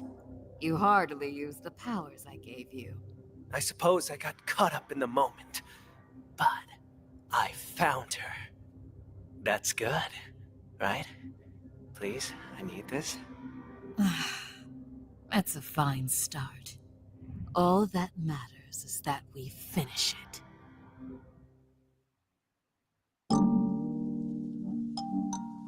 Meta.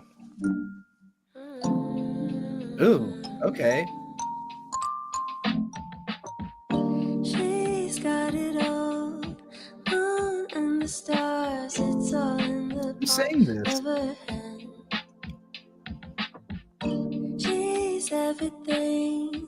I cannot believe, how does she not see it? She's perfect to me. Harpist. She doesn't try, no, she just exists. Private All account. of the Oh. stars in her eyes bring me Good job, though. peace. I've never felt this way for someone like this. She doesn't try. I like that they specified who did what animation specifically. I wanna try.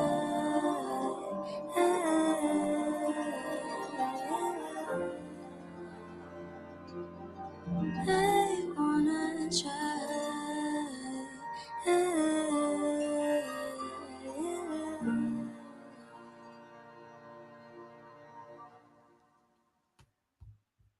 Well, you know what? That was better than I expected it to be, honestly. That was pretty all right. I don't understand why they said fuck. Because nothing else about this would prevent a child from watching it. Like there was nothing in it that was I was expecting it to get really edgy. Like I thought somebody was gonna like explode or something. Like because when I heard them was like, oh, this is fucked. I was like, okay, this is gonna like turn really adult. And maybe it will eventually, but it did not at all here. Like there's nothing outside the realm of a standard cartoon joke, except for that they say fuck. Because that's how 15-year-olds really talk. I don't even know why they're 15. Like, why? If you literally made these characters 12, set it in middle school, and cut out the word fuck, the whole thing makes more sense. Because that's who this should be for. This should be for teenagers. Like, it should be for young, like, it should be for young people. It should be for age, like, 10 to 15. It's, like, the range that should be watching this. Like, that's the pacing, that's the humor. It's the age that the characters look. It's the age that you would be attracted to a story like this. And it's not that I think that people that age can't hear the word fuck, but like their parents are going to get mad about it. And that doesn't need to be there. Like there's no need to invite the R rating, you know, that you would get for having the fuck word in there. I just don't get what was the point. It wasn't really funny either. It was just kind of there, you know, like as if it were trying to scare away a younger audience or, you know, or like piss off a parent or something. So you believe the creator thinks it might not be allowed for kids? I just don't. I think they're just wrong. It's not even that I think, let me reframe it. It's not even that I think it's a bad idea not to aim the show at kids. The show is aimed at kids. It just doesn't know it yet. Like, this show is going to appeal to a younger audience. It's not going to, like, no 40-year-old is going to see the artwork of this and go like, this is the show. This show is made for me. Like, this is definitely for adults. Like, I looked at this and thought it would be a kids show. I was surprised that it wasn't a kids show, but I was also more surprised that it was pretending not to be a kids show at all, but it mostly is. Like, almost all of it is totally acceptable, except for like the word fuck being in it, and that's it. That's literally the only thing that prevents this from being a kids show. So it felt really weird that that's in there. Like, I don't know, if this was a pilot that was meant to be like sold to a network or something, the first thing the executive is going to say is, why did they say fuck? Like, why was that there? I don't know. Maybe they want to corrupt the children who watch it. I can appreciate that on some level, like, we're going to, like, because they know that the parents are just going to throw on something cute looking and they're not going to, like, actually. But all it takes is, like, a kid's watching this cartoon out loud, thinking it's a kid's show. Then the word fuck comes out of the speaker, and then dad comes over and whoops their ass for listening to, I thought I told you not to listen to swear words, like, that's what I think is going to happen based on this. That's why I think it shouldn't be in there, is the inevitable 12-year-old who watches this and then gets in trouble with their parents because it has the fuck word in it. Like, I just think that could be avoided, very easily. High Guardian Spice did have some swearing in it, and also it was irresponsible there too. It didn't really make sense in that show, which was also like, well, High Guardian Spice, they kept trying to insist it wasn't a kids show, and I was like, yes, it is. It just is. Sorry, it's not mature enough to not be a kids show. It's about children going through identity crises, like, it's about teenagers. I don't understand how you can say it's not a kids show. If nobody gets shot, it's a kids show. Period. That's just, if nobody gets shot in the show, it's not for adults. Adults watch shows about people shooting each other, sometimes with swords. Anyway, I'm gonna go get me some. I'm gonna start up another coffee pot. I would click on this, but I don't want to get taken down by proxy to her getting taken down for listening to Megan Stallion. But I do want to be there to vote on her placement in the ranking at the end. What is this? Hello.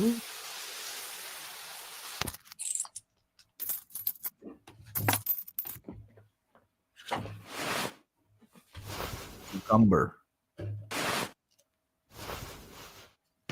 I'll watch this again later.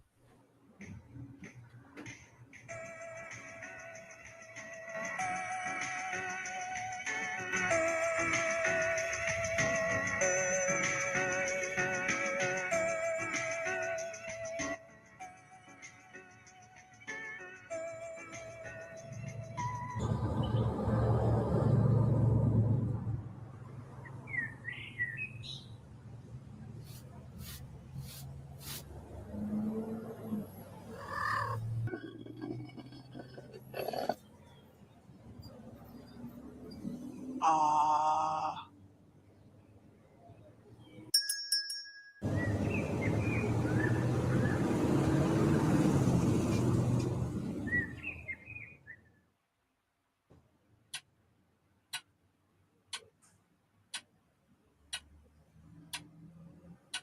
Ah.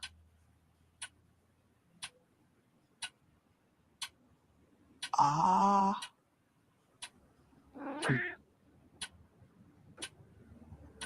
Ah.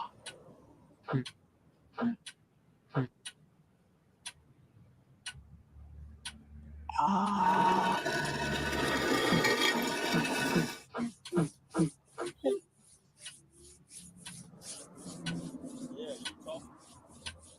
Ah.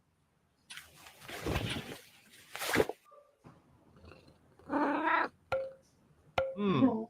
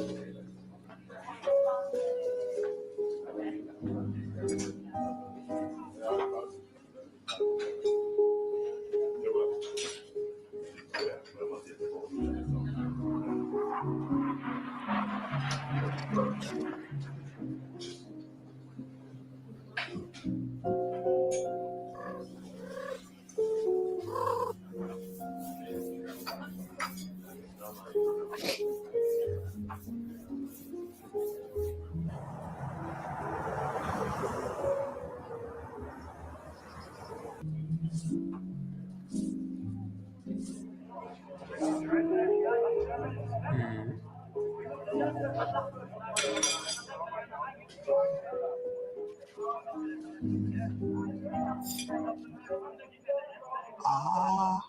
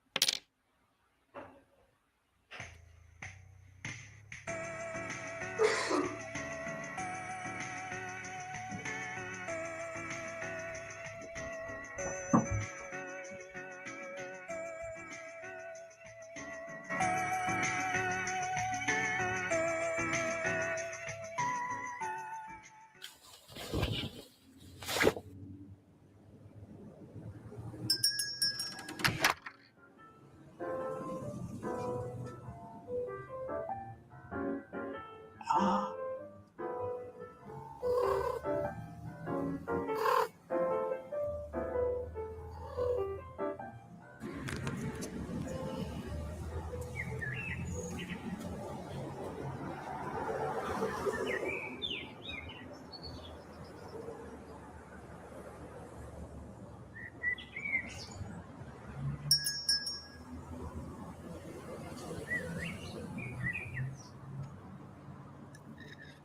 I'm going to take a little more time to do some stretching, finish making this coffee. And if there's not any requests when I get back, then I'm going to read Post Magical Girl Baroness Blue. At least as much of it is transcribed onto the computer. It's something I was initially writing by hand. So I think I got farther in the handwritten than I did in the stuff I actually transcribed. Like I basically edited by transcribing to the computer. And I don't know where the handwritten part is, but at the very least, I could read you the part that I've copied to the computer. But meanwhile, I will play this because this channel seems incredible.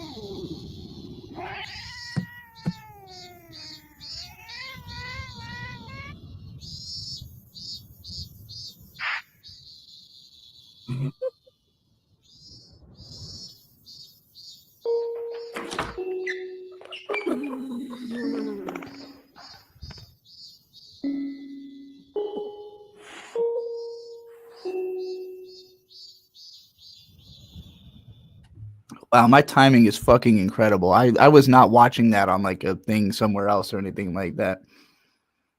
I'm gonna play one more quick video just because I just hit the bong mega hard and I'm not done coughing about it.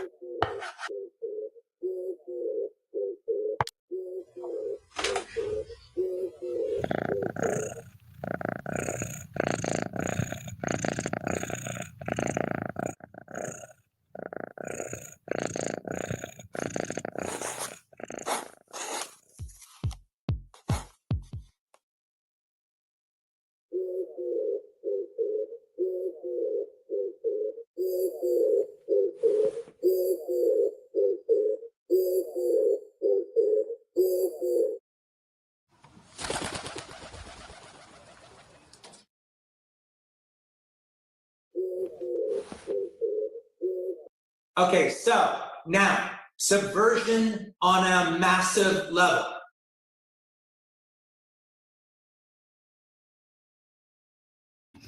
I forgot to unmute myself. Jesus Christ, this fucking audio quality. What is? Audience response, cause and effect on the screen, feeling the atmosphere in the theater change, getting to where you're going as far as the movie is concerned. We talked about all these things. Mm-hmm. The talk show sequence in The Joker encompasses all of these things on a profound level. A level that I think is over most viewers' heads, frankly, to tell you the truth. I'm watching The Joker in the theater for the first time. I'm liking the movie well enough. I'm liking it. I'm having a little bit of a conversation in my head, though, as I'm watching the movie. I'm like, okay, is this where we live now, where we just take great movies from the 70s and redo them as pop cultural artifacts? So, Taxi Driver. I should clarify right now. I have not seen Joker. I've seen a fuckload of analysis of this movie, so I pretty much know what happens, especially in this scene. But I have not seen this movie. It does not seem like something I would enjoy at all. There's The Joker, Apocalypse Now, is Ad Astra. I mean, is everything some weird pop culture artifact of a challenging movie from another time? On the bad side of Joker, I would say through most of it, well, it's a little one note.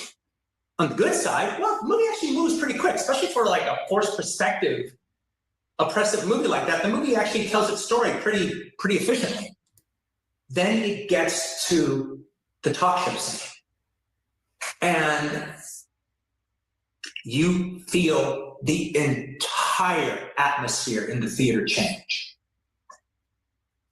It's not suspense. It's beyond suspense. They are riveted. It's everybody is completely plugged in.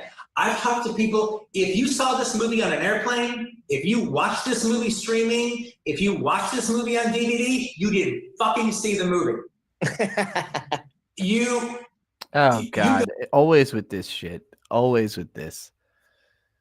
You saw a different movie. It was still a movie. You could still talk about that movie. You know, like you could fucking watch it at 3x speed on a fucking Twitter upload that you don't bother to full screen on your phone, and you will still get most of the fucking point. Unless you're an idiot. You got a hand job as opposed to having great sex. You got a hand job as opposed to a threesome. Hey, don't knock hand jobs. You got a hand job as opposed to a threesome. I'd like 9 times out of 10 rather have a hand job than a threesome. Like, actually think about the logistics of that. Like, I mean, I guess he's saying like a threesome was on offer you missed out on, but like, I don't want a threesome with the Joker and the audience of the Joker. I'll take a hand job from the indie animator down the alley. Actually, and then watching Joker by yourself is a pretty good hand job. All right, it's not a threesome. The thing is, how many threesomes has Quentin Tarantino really had? I'm wondering now. Maybe he just had his first really great threesome and he's like low key trying to brag about it through this interview or something. I don't think it's like automatically great to have a threesome. I just don't think that's reality. But the subversion on a massive level, the thing that's profound is this, is it's not just suspenseful. It's not just riveting and exciting. The director subverts the audience because the Joker's a fucking nut. The guy's a fucking nut. Robert De Niro's talk show character is not a movie villain. He seems like an asshole, but he's not any more of an asshole than David Letterman. You know, he's just an asshole comedian. See, now this hinges on how much of an asshole you really like. When I watch Bill Maher, I feel like legitimate contempt for that man. And it's not even that I disagree with an overwhelming majority of what he says. No, it's probably only like a 10th, but it's an important 10th. You know, like where the man says things that just make me go, shut the fuck up forever, please. Like, just we don't need to hear from you anymore. You're done. You're too old to speak anymore. Please stop. A talk show guy. He's an asshole David Letterman type. He's not a movie villain. Doesn't deserve to die. By the way, when I'm like 70, don't expect me to be doing shit like this anymore. You know, like if I open my mouth, it better be some fucking important shit coming out. If I'm fucking 70, like it better be that I'm the only person who could have made this observation. Hasn't, he's just an asshole, and people like asshole comedians. Yet, while the audience in the movie theater is watching the Joker, they want him to kill Robert De Niro. They want him to take that gun. And like, think about it too. Like, and when I say like too old to talk, I mean like the way Bill Maher is on TV every week. You know, like, no, there's not enough. There's not that much to be said.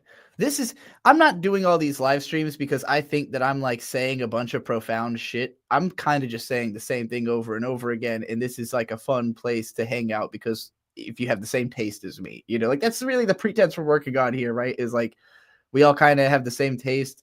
So it's fun for us to find things that are cool together and decide if we think it's cool together or why we think it's cool or do or don't. And, you know, whether we disagree or agree, whatever. You know, we have a conversation the way we like having a conversation. That's the point of this. It's not me going out on TV and telling you why you're an idiot every single week, because you really, really, really got to be socially responsible to be in a position to do something like that, you know, to like every day be putting out judgment. It's like, I don't think you're the person who should be passing this judgment, you know, like a super rich, out of touch guy who every time he gets called out on being rich and out of touch, like doubles or triples down on it, you know. It's just like, oh man, Bill Maher, like he could be writing books. He does not need to be on TV speaking to young people, you know. He could be like writing books for old people or whatever. Like, I don't know if he's just got like I think with a lot of these guys, it's like I think a lot of the time it's a sex thing in the sense that like keeping your face out there shows like a kind of vitality, you know, like I get the feeling Bill Maher probably sleeps with women who are considerably younger than him and needs to be on TV to facilitate that, you know? So like, that's just what what it feels like. That's the energy he gives off. And stick it in his eye and blow the back of his fucking head off. And if the Joker didn't... You know, it's funny. I don't know if I've ever actually seen that exact moment because every other analysis video always cuts away and just like doesn't show that moment. Maybe they think they can't on YouTube. But I'm like, how many times have I actually seen a video show the cat scene? Kill him, you would be pissed off. Yeah. That is subversion on a massive level. They got the audience to think like a fucking lunatic. And to want something that they would never, and they will lie about it. They will say, no, I didn't. And they're fucking liars. No, I would say the opposite. I would say like, wait, what do you mean I wasn't supposed to already want that to happen? Yeah.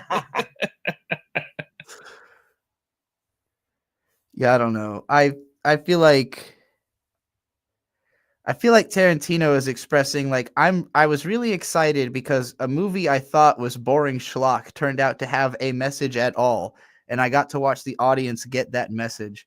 And I don't know, that feels like a low bar to clear for me. Like that's not how I feel watching a great movie. Is like, oh, at the last second it turned around. You know? All right, what was the other request I got? Zura Senpai with $10. Oh, thank you, Gary. Always. I don't remember if I actually mentioned that your name out loud for that. Zura Senpai with $10. Rant about Ultraman. So, okay. I have very limited exposure to Ultraman, and it's very sporadic. I still haven't seen Shin Ultraman, which is a shame because I'm sure I'd love it.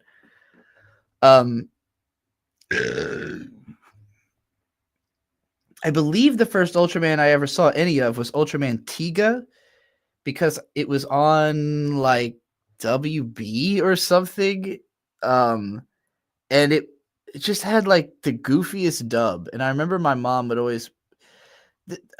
There was like a point in my teens where I stopped watching TV in front of my mom because she always bitches about it, you know, and like particularly voice acting and dubbing, like she will always complain. So this was like a show that I was like, if I watch this, I'm just gonna have to hear my mom complain about the dubbing the whole time, you know, and the goofy ass dialogue. But so I did not see much of Ultraman Tiga. I just remember it being on TV, and I'm trying to think. Like, I know the song, you know, the Ultraman 7 song, the Uru Toraman 7, but I've never seen any of Ultra 7. And I know the song AU, which is like an Ultraman opening. I don't even know which one. I love the song. Which fucking Ultraman is this? Nexus. The Ultraman Nexus opening theme, I love. Never seen any of the show. The only Ultraman I have actually sat down to watch out of personal interest and watched like, I think 6 or 7 episodes, and I like it. I didn't expect it to be on YouTube. This is cool. You should all watch this. If you're interested in Ultraman, I recommend this show because it's written by Chiaki J. Konaka, the man who brought you Serial Experiments Laid and Digimon Tamers, and I've got a whole video, you've probably seen it, about all the other shit he wrote. Technolize. And it's like it's a Chiaki Konaka show. I mean, it's oh god damn it. It's full of like weird like techno spiritualism themes, like because you know Gaia is of course the earth. Like this Ultraman is powered by like the soul of Gaia, like the spirit of the earth itself. I can never tell what's fucking up on the keyboard. Okay, it's the right button, the right key this time. But like the show has lots of like themes of technology interfacing with like alien spiritualism and shit, and like and then big kaiju battles, you know. So it's pretty dank. I was watching this with Tom Oliver. I actually think he goes by something else now, but I don't remember what. But yeah, we got through at least like 8 episodes of this or so. This is from the late 90s. And I believe that like Chiaki Konaka's brother actually is like mainly a writer on tokusatsu shows and like live action shows. But yeah, this shit is dank. It's got a Kiss Asian logo on the top of it. That's hilarious. Definitely not an official upload of Ultraman Gaia on YouTube, but it's cool that it's here. And then yeah, that's it. That's really all I know of Ultraman. Like I liked what I saw of Gaia. It seems like Ultraman himself is not like, I don't know that he has a specific personality other than what is expressed in his poses. Oh, of course, I've also seen Hideaki Anno's fan film in which he is Ultraman. How could I forget The Return of Ultraman? There we go. Look at this. Young Hideaki Anno. What the fuck? Why is there an Amazon Prime video? Oh, this was like a 10-second trailer. I thought I had clicked on the whole thing. Here we go. Yeah. Our guy. Phew, there he goes. I don't know why I keep clicking the right key like it's not going to get stuck and run into eternity. This is Hideaki Anno's college like thesis, by the way, is this film, which is in retrospect insanely well made. Like there was no money involved in this. How did they do this? How did they do this with no money?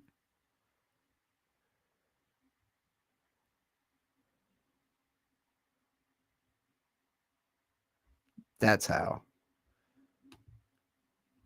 Nothing but big dick energy from Hideaki Anno.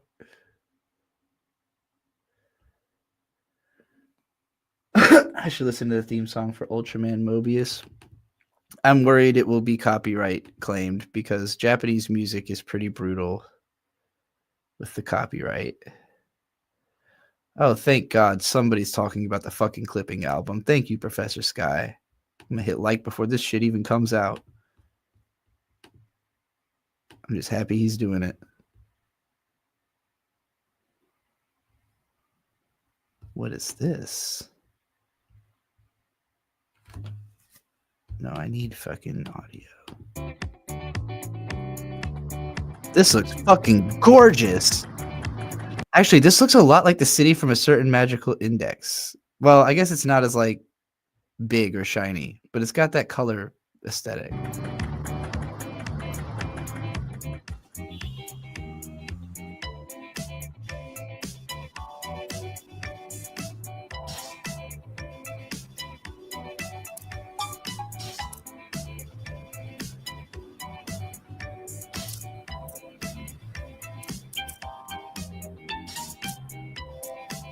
The aesthetics of this game are just godly.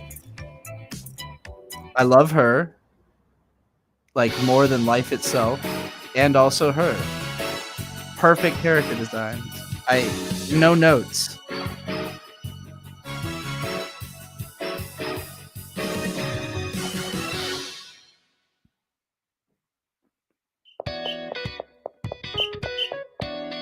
I am experiencing deep euphoria in the core of my soul.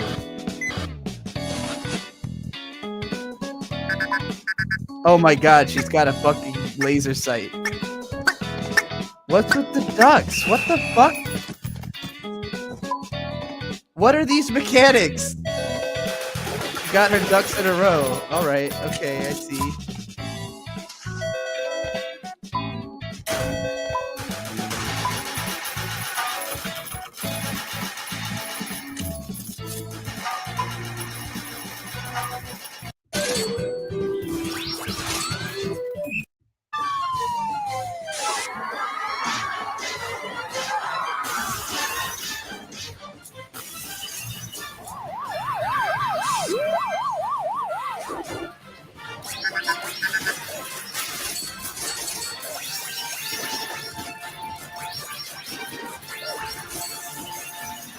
This goes so fucking hard.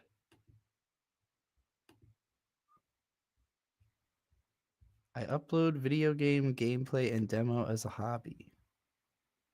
Sometimes I would do video game guide or a full walkthrough video. I play video games on every single platforms that are available to me, from Android, Gacha games, Flash games. Okay.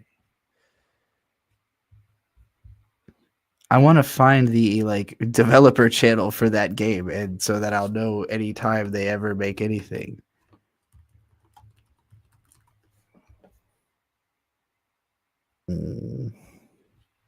Doesn't look like they have an English YouTube channel.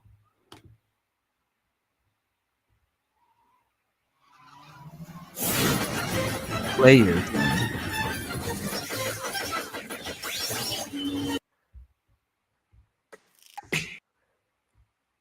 The best indie games from Japan and around the world. Check out our videos to learn about our new... Okay, so this is the publisher.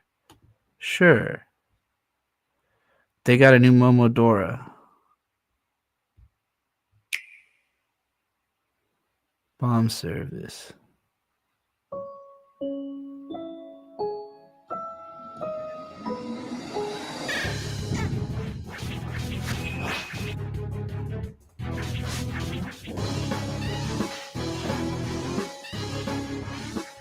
You know, I don't know if I like the aesthetic of this game as much as the previous Momodora games.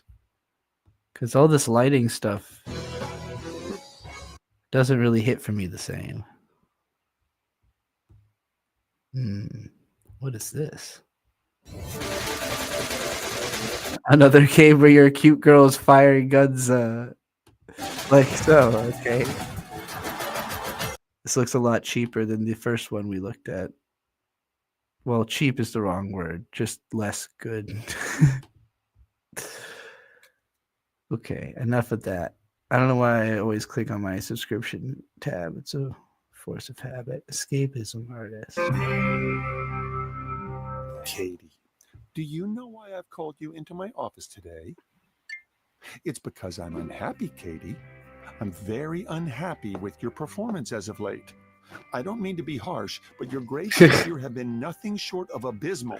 You don't pay attention. Another to class. Gunbringer, a cute game complete your firing homework. girls. You don't even try on tests. It's like you don't even care. Life isn't like art class, Katie. You can't just draw your way out of your obligations.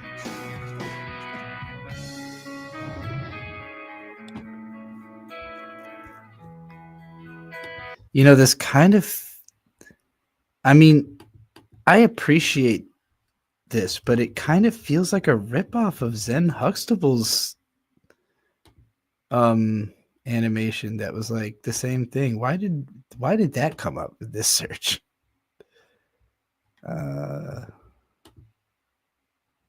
Shit, it's not on this channel, is it?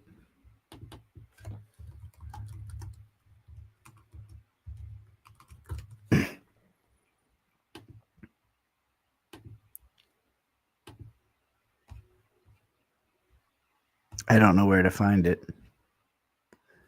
There's a Zen Huxtable animation that has the exact same plot and had gotten quite a few views.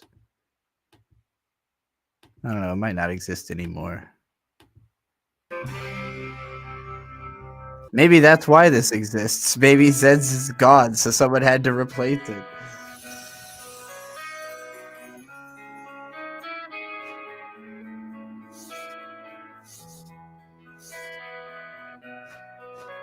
Yeah, the one that May You voiced should be the in. one to go back there, and I'll stay here. Which makes me think like that could be why it's gone.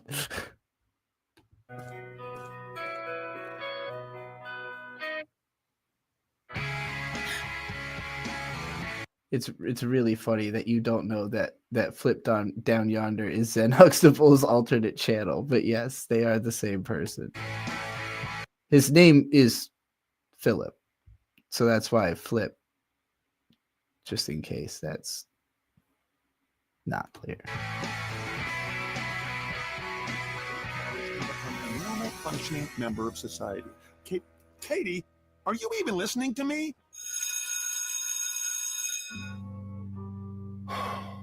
Fine, go.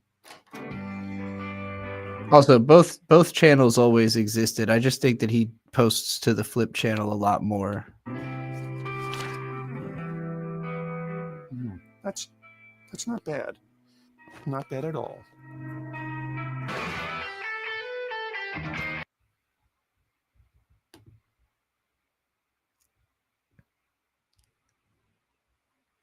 I wish I could remember what that video was called so I could find out if it still exists on YouTube, but whatever, I guess. Maybe not. Ooh. No, that seems to just be music. Train World? That's 7 minutes long. Oh, it's the girl from Cave Story. Yeah. 1278. Wait, what happened? 1278. I ain't even ordered yet, big bro. 1278. Pull to the window. Well, let me get a double Western bacon cheese. Yes. A double Western bacon cheeseburger, extra barbecue sauce for 3 tenders, 2 ranch and 2 barbecue sauces. Why are you playing Trout, Demetrius, Jefferson, Lopez? Well, damn, baby. I ain't know it's me. You the only customer I drive through saying, you're at 2:55 p.m. And I can smell that cheap ass roast corn. Hey, you good, baby? You need a raise. But yeah, let me get that Uh-oh. in a chocolate shake. Robot aneurysm. Yeah, let me get a chocolate shake. You know I wanted a chocolate shake since you know everything. Yeah, let me add a chocolate shake.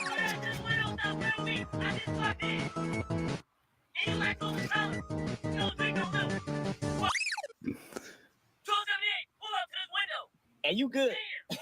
You good, baby. Okay. Toho? It's really bad weather we're having.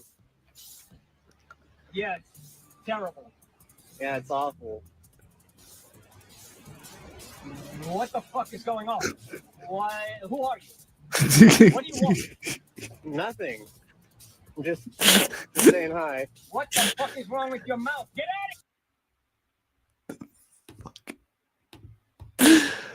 Oh my god. out! What I get for Yeah, you too. You're also, you can come too. 1278. Okay. Wait, what happened? No, hold on. No, come on, take me back to the channel. Thank you. What's your most popular video? What is this? We Are Japanese Goblin?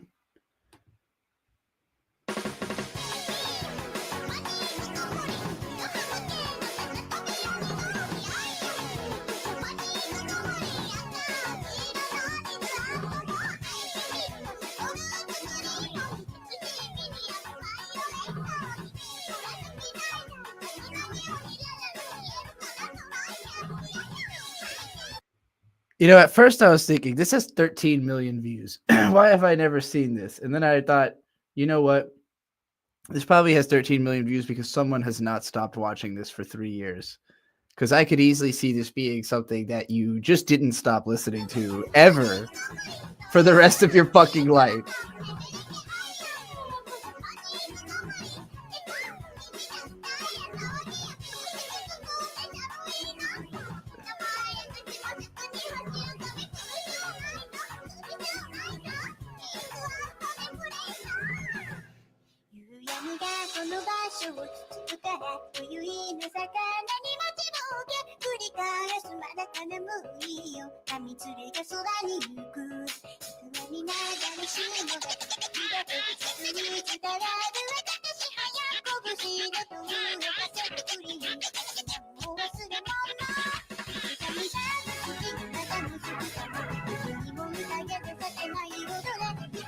Okay, let me go find my book.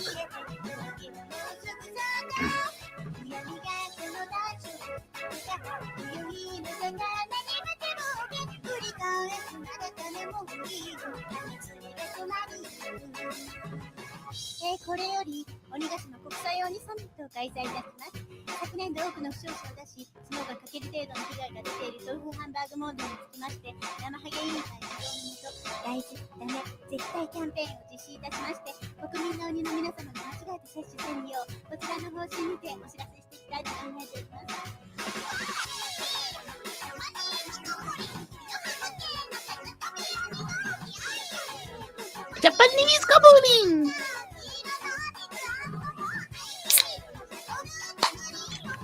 High Vivid Chartreuse Green is such a fucking bar.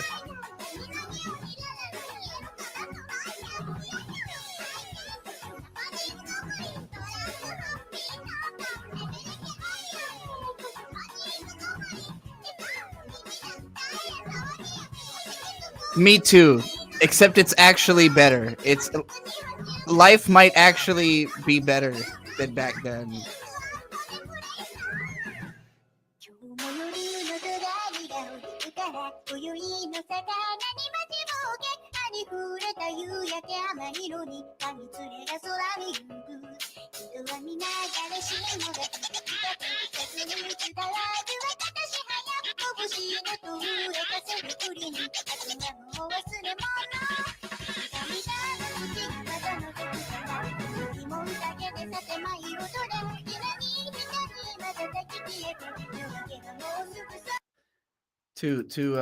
To Zura Senpai, who said I still haven't seen Haruhi. It's a tough watch if you're an adult, like if you're like above, you know, a young adult, and it's 2025.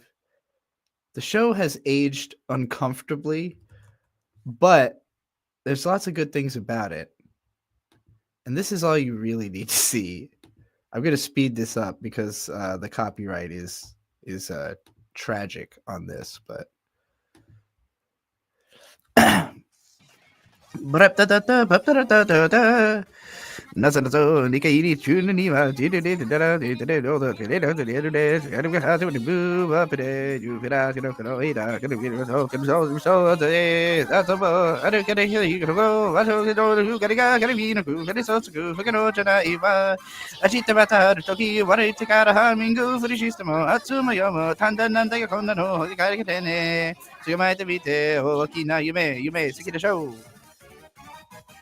there you go. That's the Haruhi experience in 30 seconds.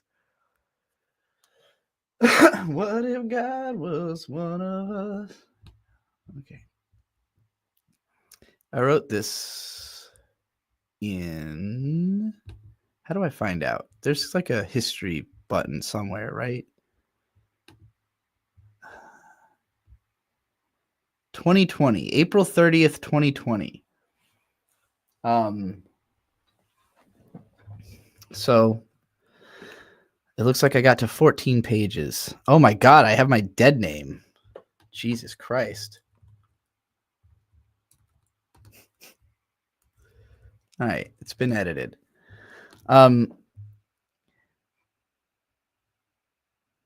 So I have a lot of this story planned out, and I may or may not share the spoilers with you after reading the first part of this. But it's about a girl who was a magical girl for about a year. You know, because magical girl shows typically are 52 episodes and they air for a year, right? So I'm supposing that she literally had a magical girl experience where she spent a year saving the world. This story tells her story from her year as a magical girl up through being an adult and everything that happened afterward. Hence, post-magical girl, Baroness Blue. Cold open. Your last name should have been Gray. Everyone has one comment they're guaranteed to receive more than any other, and having been born mysteriously gray-haired to parents with the last name Blue, mine was inevitable. The Blues were impressed with their child's regal bearing and named me Baroness, a name which seemed to make a declaration about my sex which isn't entirely fair. They never treated me abnormally, and when I gravitated towards clothes made for girls, it became convenient to assume a female identity. We lived in a progressive Californian community, and when necessary, my needs were accommodated. That's all you really need to know about the time before I became a magical girl. I did pretty well in school, had a handful of friends that I never got especially close with because I transferred in from towards the end of 4th grade, and I was more or less fine with life as far as I could tell. Frankly, it's hard to remember the parts of my life that were comparably normal. First arc. My year as a magical girl. Episode 1, Remedy Blue Awakens. 2007. Please, you're the only one who can help. Those were the first words that ever just appeared in the center of my mind. At first, I didn't even consider that the trembling little creature in my arms hadn't moved its mouth. I was stuck on the fact that it seemed to be talking. What can I do? The question slipped out before I even thought about it, and I was immediately just as confused about what I was saying as I was about the situation on the whole. On reflection, I suppose all of this involvement was spurred by my sheer desire to protect this incredibly adorable creature at any cost. Ever since I was 3, I was drawn to dinosaurs. I don't know what about the shape of those creatures led me to collect stuffed animals of them over currently extant animals, but when I had seen this animal on the road between the bus stop and my house, I first mistook it for one of my own stuffed dinosaurs, perhaps somehow displaced by my 5 years younger, then 5 years older sister. My 5 years younger, then 5 years old. Sorry, I misread that. My 5 years younger, then 5 years old sister. Okay, so she's 10 and her sister's 5. I don't know why I had to write that in such a complicated way. Only once I'd come upon it, well, I do, because actually it kind of fits the character to write it that way, but whatever. Only once I'd come upon it, laying near the gutter by a stretch of lawn leading into my cul-de-sac, did I start to realize it was a living, breathing creature, alive but seemingly hurt. My wondering about it was overcome by a desire to see if it was okay. A year. And a lot of pain. The creature was drifting in and out. It sounded like a gravelly voice. Oh, I've been doing a totally wrong voice. It sounded like a gravelly voiced young man, somewhat high-pitched but cracked, and especially so from his apparent injuries. I don't have time to explain, and much to ask. It suddenly coughed, hacking up blood onto my arm, and as shock and confusion came over me, I snapped into speech. Whatever I can do, I'll do it. I had absolutely no idea what I was implying with this statement. I couldn't possibly have conceived of what my life was going to become, even if it had actually been explained. Thank you so much. The animal, which looked like a football pale blue stuffed stegosaurus, a foot tall, pale blue stuffed stegosaurus began to glow, a soft blue light emanating from a gem on the end of its tail. A second later, there was another ball of light shimmering in front of my face. I stared in wonderment as the light faded, revealing a plastic-looking blue smartphone with a cutesy blue rubber stegosaurus spine hanging from it by a strap. As it materialized, it seemed to drift groundward, so I caught it, unable to pull my eyes away from what at this point I was ready to recognize as magic. Open the transformation app and shout the words in your heart. These instructions were too vague, but I knew there wasn't time to think. The app icon matched the strap hanging from the phone, so I tapped it open and said, I don't know what's going on, but I'll do whatever I can. 2024. Now keep in mind, I wrote this in 2020, so this is supposed to be 4 years in the future, and back then I had way too high expectations of how technology was going to evolve in the next 4 years.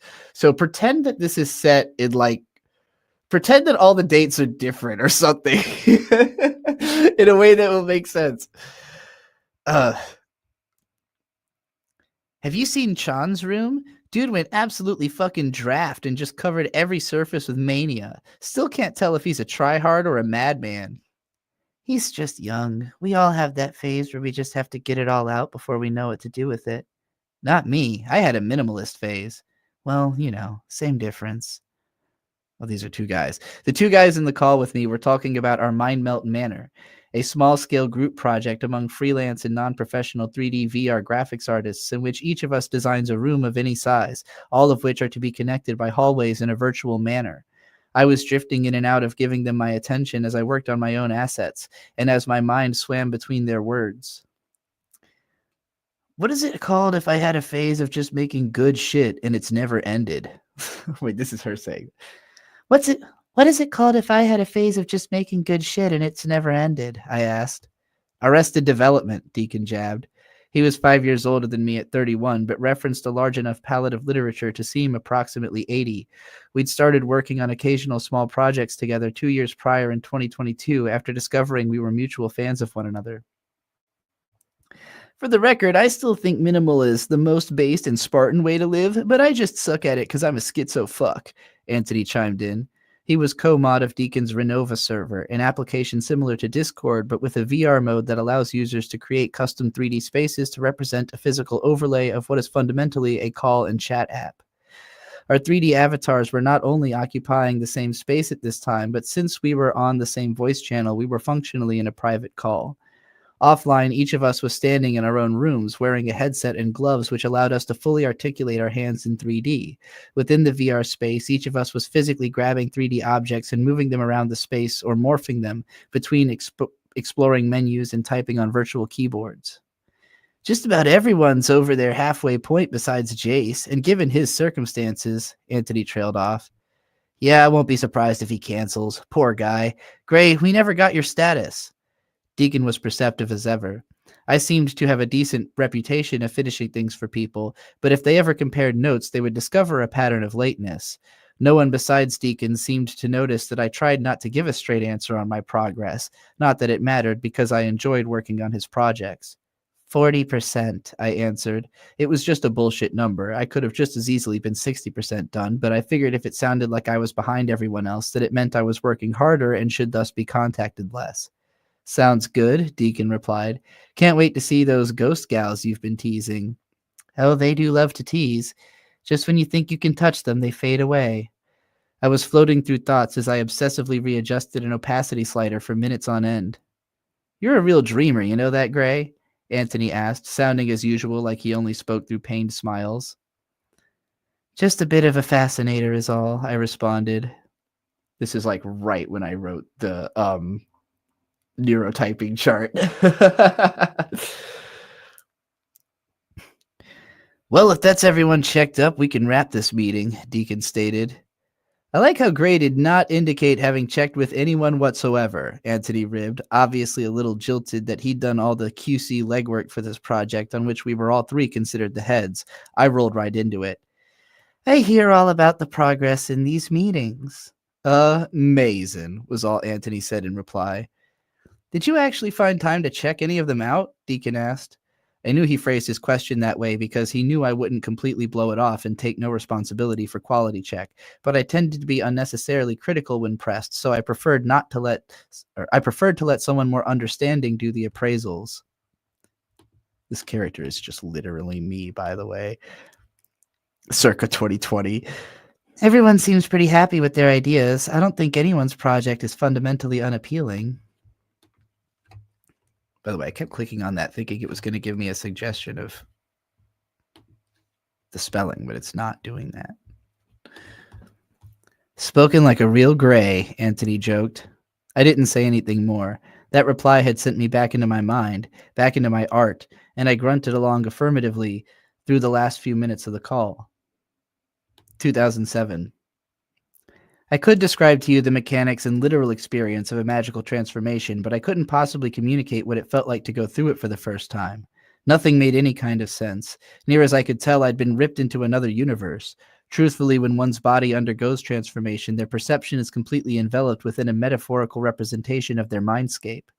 The space I found myself seeming to float in was deep blue, and bubbles rushed up all around, as though somewhere even deeper the ocean boiled. Phantasmal images wandered through space around me, taking shapes of ancient dinosaurs and whispering like ghosts, but to my ears they sounded like music, an energetic song that spoke to a voice at the core of my heart, which screamed its intention to exact my emotional will at all costs, completely unafraid. As that voice echoed out, my body grew stronger, pulsing in waves which transformed my clothes and appearance to reflect the image I had inside of this feeling's manifestation. Frilly sleeves, a dainty blouse, fluffy skirt, and frilled action boots, all blue, donned my body. A blue gem like the one on the animal's tail appeared in the center of my chest. Stegosaurus spine earrings like the logo on the smartphone app flashed on my ears, and a plasticky winged wand took shape in my hand.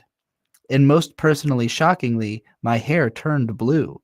It grew longer and shaped itself into a complex braid like none I'd dared attempt crafting, even though I'd categorically kept track of all my favorite braids that I saw in movies and on TV throughout childhood. I could see myself in my mind's eye, fully transformed, and in spite of the barely decipherable chaos surrounding me, this vision of my realized self and the power surging through my body filled me with an intense, life-affirming confidence that I'd never felt before. In recognition of my new self on a level that I didn't comprehend, I identified myself. Remedy Blue! I struck a pose and raw energy exploded from my body in glittering light as the music crescendoed and my perception finally returned to reality. 2015. Spaced, baby? Kyla asked, errantly running her hand across my bare belly to get my attention, which she did with a snap. Yeah, sorry, I responded. We were laying in bed naked, her under the blanket to her shoulders, and I half concealed, propped up by two pillows to see the TV. It was 2015, and I was supposedly watching Pokemon Best Wishes on an auto-playing stream while Kyla read her current library book by the side table, but I hadn't even noticed when she turned off the desk lamp and cuddled up at my side until her hand met my skin. It's okay, I know you can't help it, she reassured me. I disagreed. Letting myself space out all the time was always the root of my unnecessary and unwanted depressive episodes and overblown plans which I didn't spend enough time tethered to Earth to follow through on. Still, it was comforting to know that she believed in me, so I didn't protest. Sometimes I'm jealous of how many ideas you've got in that big, big brain of yours, she said, kissing me on the forehead. But then I remember that if I didn't remind you to eat, you'd starve to death. More likely get diabetic and fat from eating nothing but candy and soda, I retorted. That's why I'm here to cook for you, sweet, she beamed, squeezing me tight. Kyla liked to regale me with her continued emotional status as my dedicated housewife, even though she was working part-time and paying part of the rent while I worked from home. She didn't care about her job beyond the extent to which its pay allowed her to contribute more to our coexistence as lovers and runaways, staying in our own apartment since I turned 18. Soon we were making out, and I was reaching for the keyboard to stop the video as Kyla's lips moved to my breast and her fingers coiled around my rapidly expanding cock. Before I could even think, her excited mouth was on it, and I felt my mind rushing to catch up into the moment. By the time it did, she was mounting me, looking intensely aroused and in love as she absorbed me into her. As I disappeared into the feelings, a passing thought acknowledged how glad I was that this person could give me the feelings that I thought I'd never have again when I lost the ability to transform. 2007. Above you! The injured creature's voice cried out just as reality refilled my sight, but in my flow state I was unable to understand immediately and jumped backward. As I left the space I'd been standing in, a human-sized figure slammed into it from above. In a feat I shouldn't have been capable of, I used the momentum of my jump to backflip further away, as if leaping off of particles in the air. As I arced groundward, I saw the figure also launching itself, lunging toward me, and with my heightened senses I could perceive it. While humanoid, it appeared to be an all-gray, short and thin creature with a round head and a big red X in place of a face. Its hands were blades, and one was aimed to go through my chest. From my perspective, though, it seemed to be moving unthreateningly slowly. I shifted my weight to the back of my left heel, and when the weird little monster got close enough, I sent my right leg hard up into its outstretched arm and severed it, sending the blade twirling into the sky. Unable to cancel momentum, the now screaming armless creature stumbled forward, so I bent my raised leg back and then put it through the thing's face. It immediately burst into shimmering sparks, as would happen to hundreds more of these things over the next year. The sound they'd make when they pop still echoes in my ears sometimes. I glanced around, searching for other dangers, and sure enough, the pavement below my feet was turning darker. I feel like this sentence should be in gray, like it's a notation of something that, you know. I glanced around, searching for other dangers, and sure enough, the pavement below my feet was turning darker. I leapt once more, just as a blade came shooting up from below, rising just a bit faster than myself. I turned my torso to avoid the blade, then grabbed the creature's upper arms as it emerged, and yanked it up from its shadow portal, punching through its head and popping it the second it was out. In that same moment, I recognized 3, 4, soon 6 other shadows from which more of the things were leaping to the surface. They all rushed me at once, and without getting into the details, I dispatched them all in 8 seconds. When the coast was clear, I felt the boiling subside from my blood, and a state of confusion started to set in until I remembered the injured creature. Rushing over and scooping it up, I also realized that I was back in my regular gray clothes. You saved my life. I am eternally in your debt. The voice returned into my mind. What should I do? I asked at a total loss. Now that we're safe, I can heal myself in a few hours. There's also a lot that I have to explain. Will you take me to your home? Of course, it's right over there. As I cradled the creature and ran toward my house at the back end of the cul-de-sac, my only thought was how lucky I'd been that no one had seen me fighting.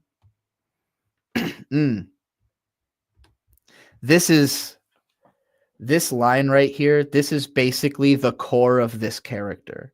Like the whole book is about exploring the trauma of trying to keep your battle a secret and how that just leaves you in a state where you can't even figure out how to express it anymore. And that's why she's become like somebody who makes weird statues and like art projects and shit. Is like her thought was that she was lucky that no one had been able to see her fighting. That is the mentality that is to be deconstructed over the course of this story, is that it's not lucky. It is not a lucky thing to have nobody see you fighting.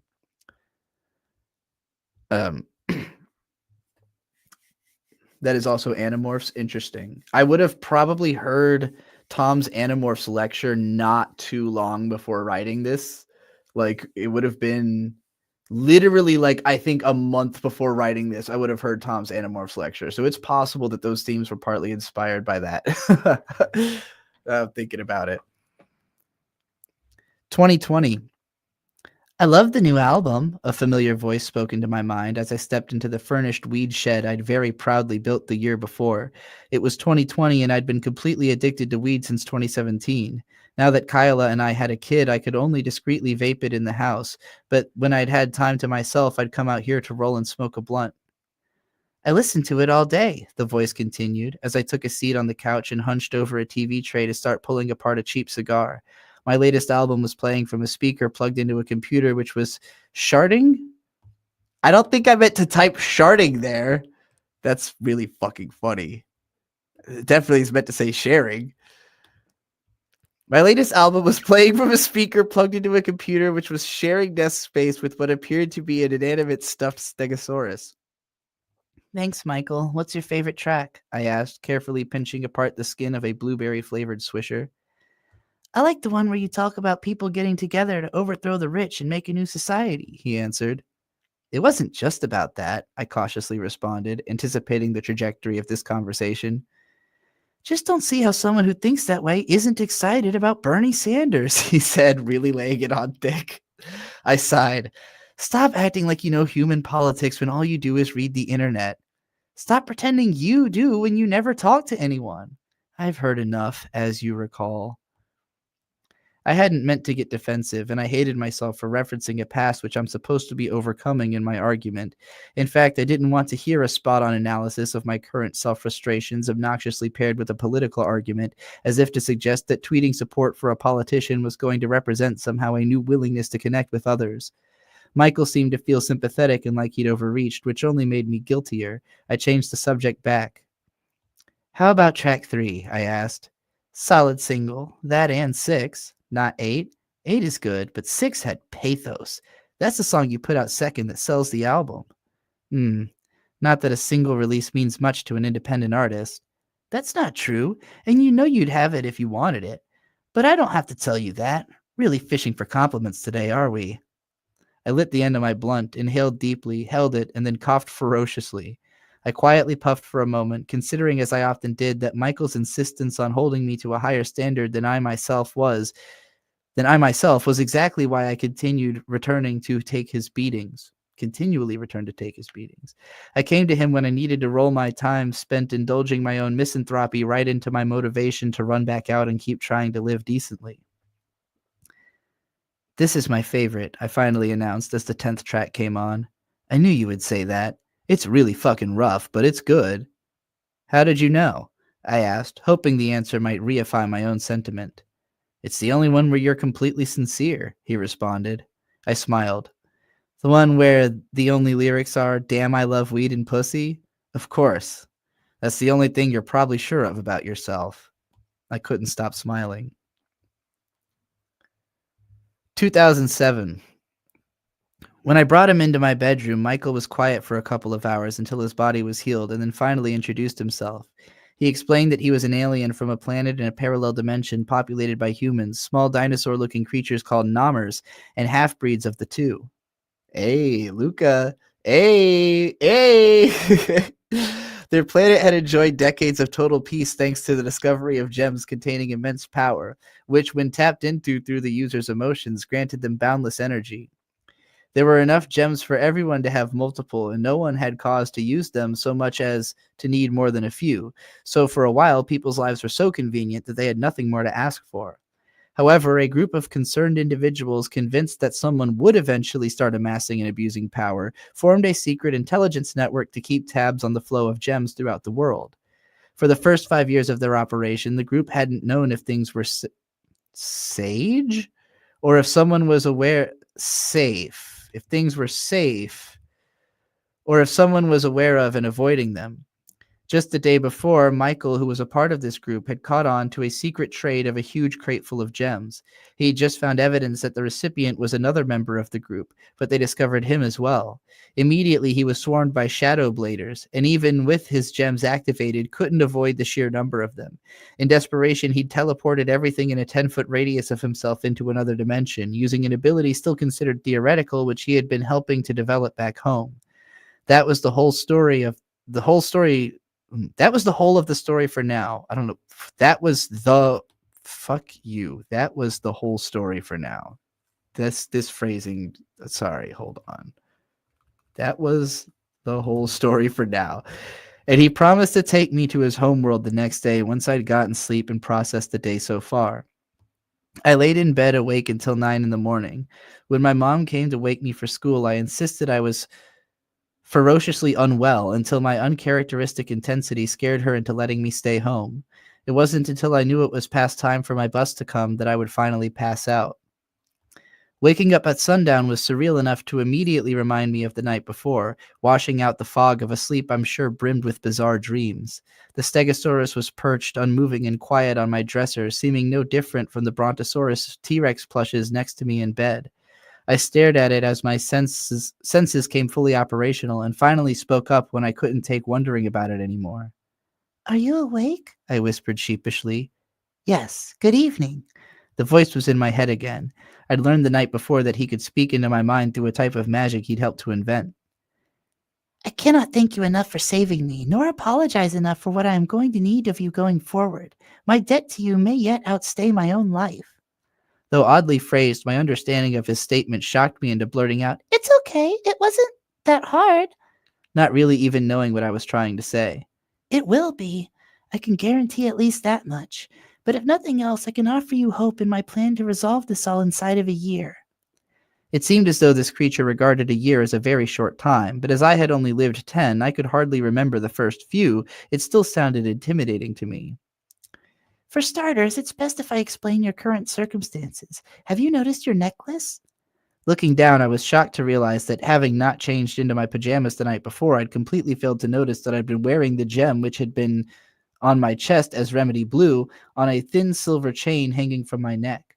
I suddenly recalled my mom that morning having asked, "Where did you get that?" and having assumed she meant the toy dinosaur, even though she was looking at my chest. "That is a device which my group, the Shadow Guardians, created called a soulbound gem. In the decades since my people discovered power gems, we've primarily used them as generic energy sources. However, in studying them, we've come to realize that each gem has unique properties which are best tapped by specific people whose brain schema matches the magic schema of the gem itself. To follow through on this research, we had to match a gem to its ultimate user, and when we found a match, we discovered that a gem will attach itself to its soulbound user and be both unremovable and unusable by anyone else.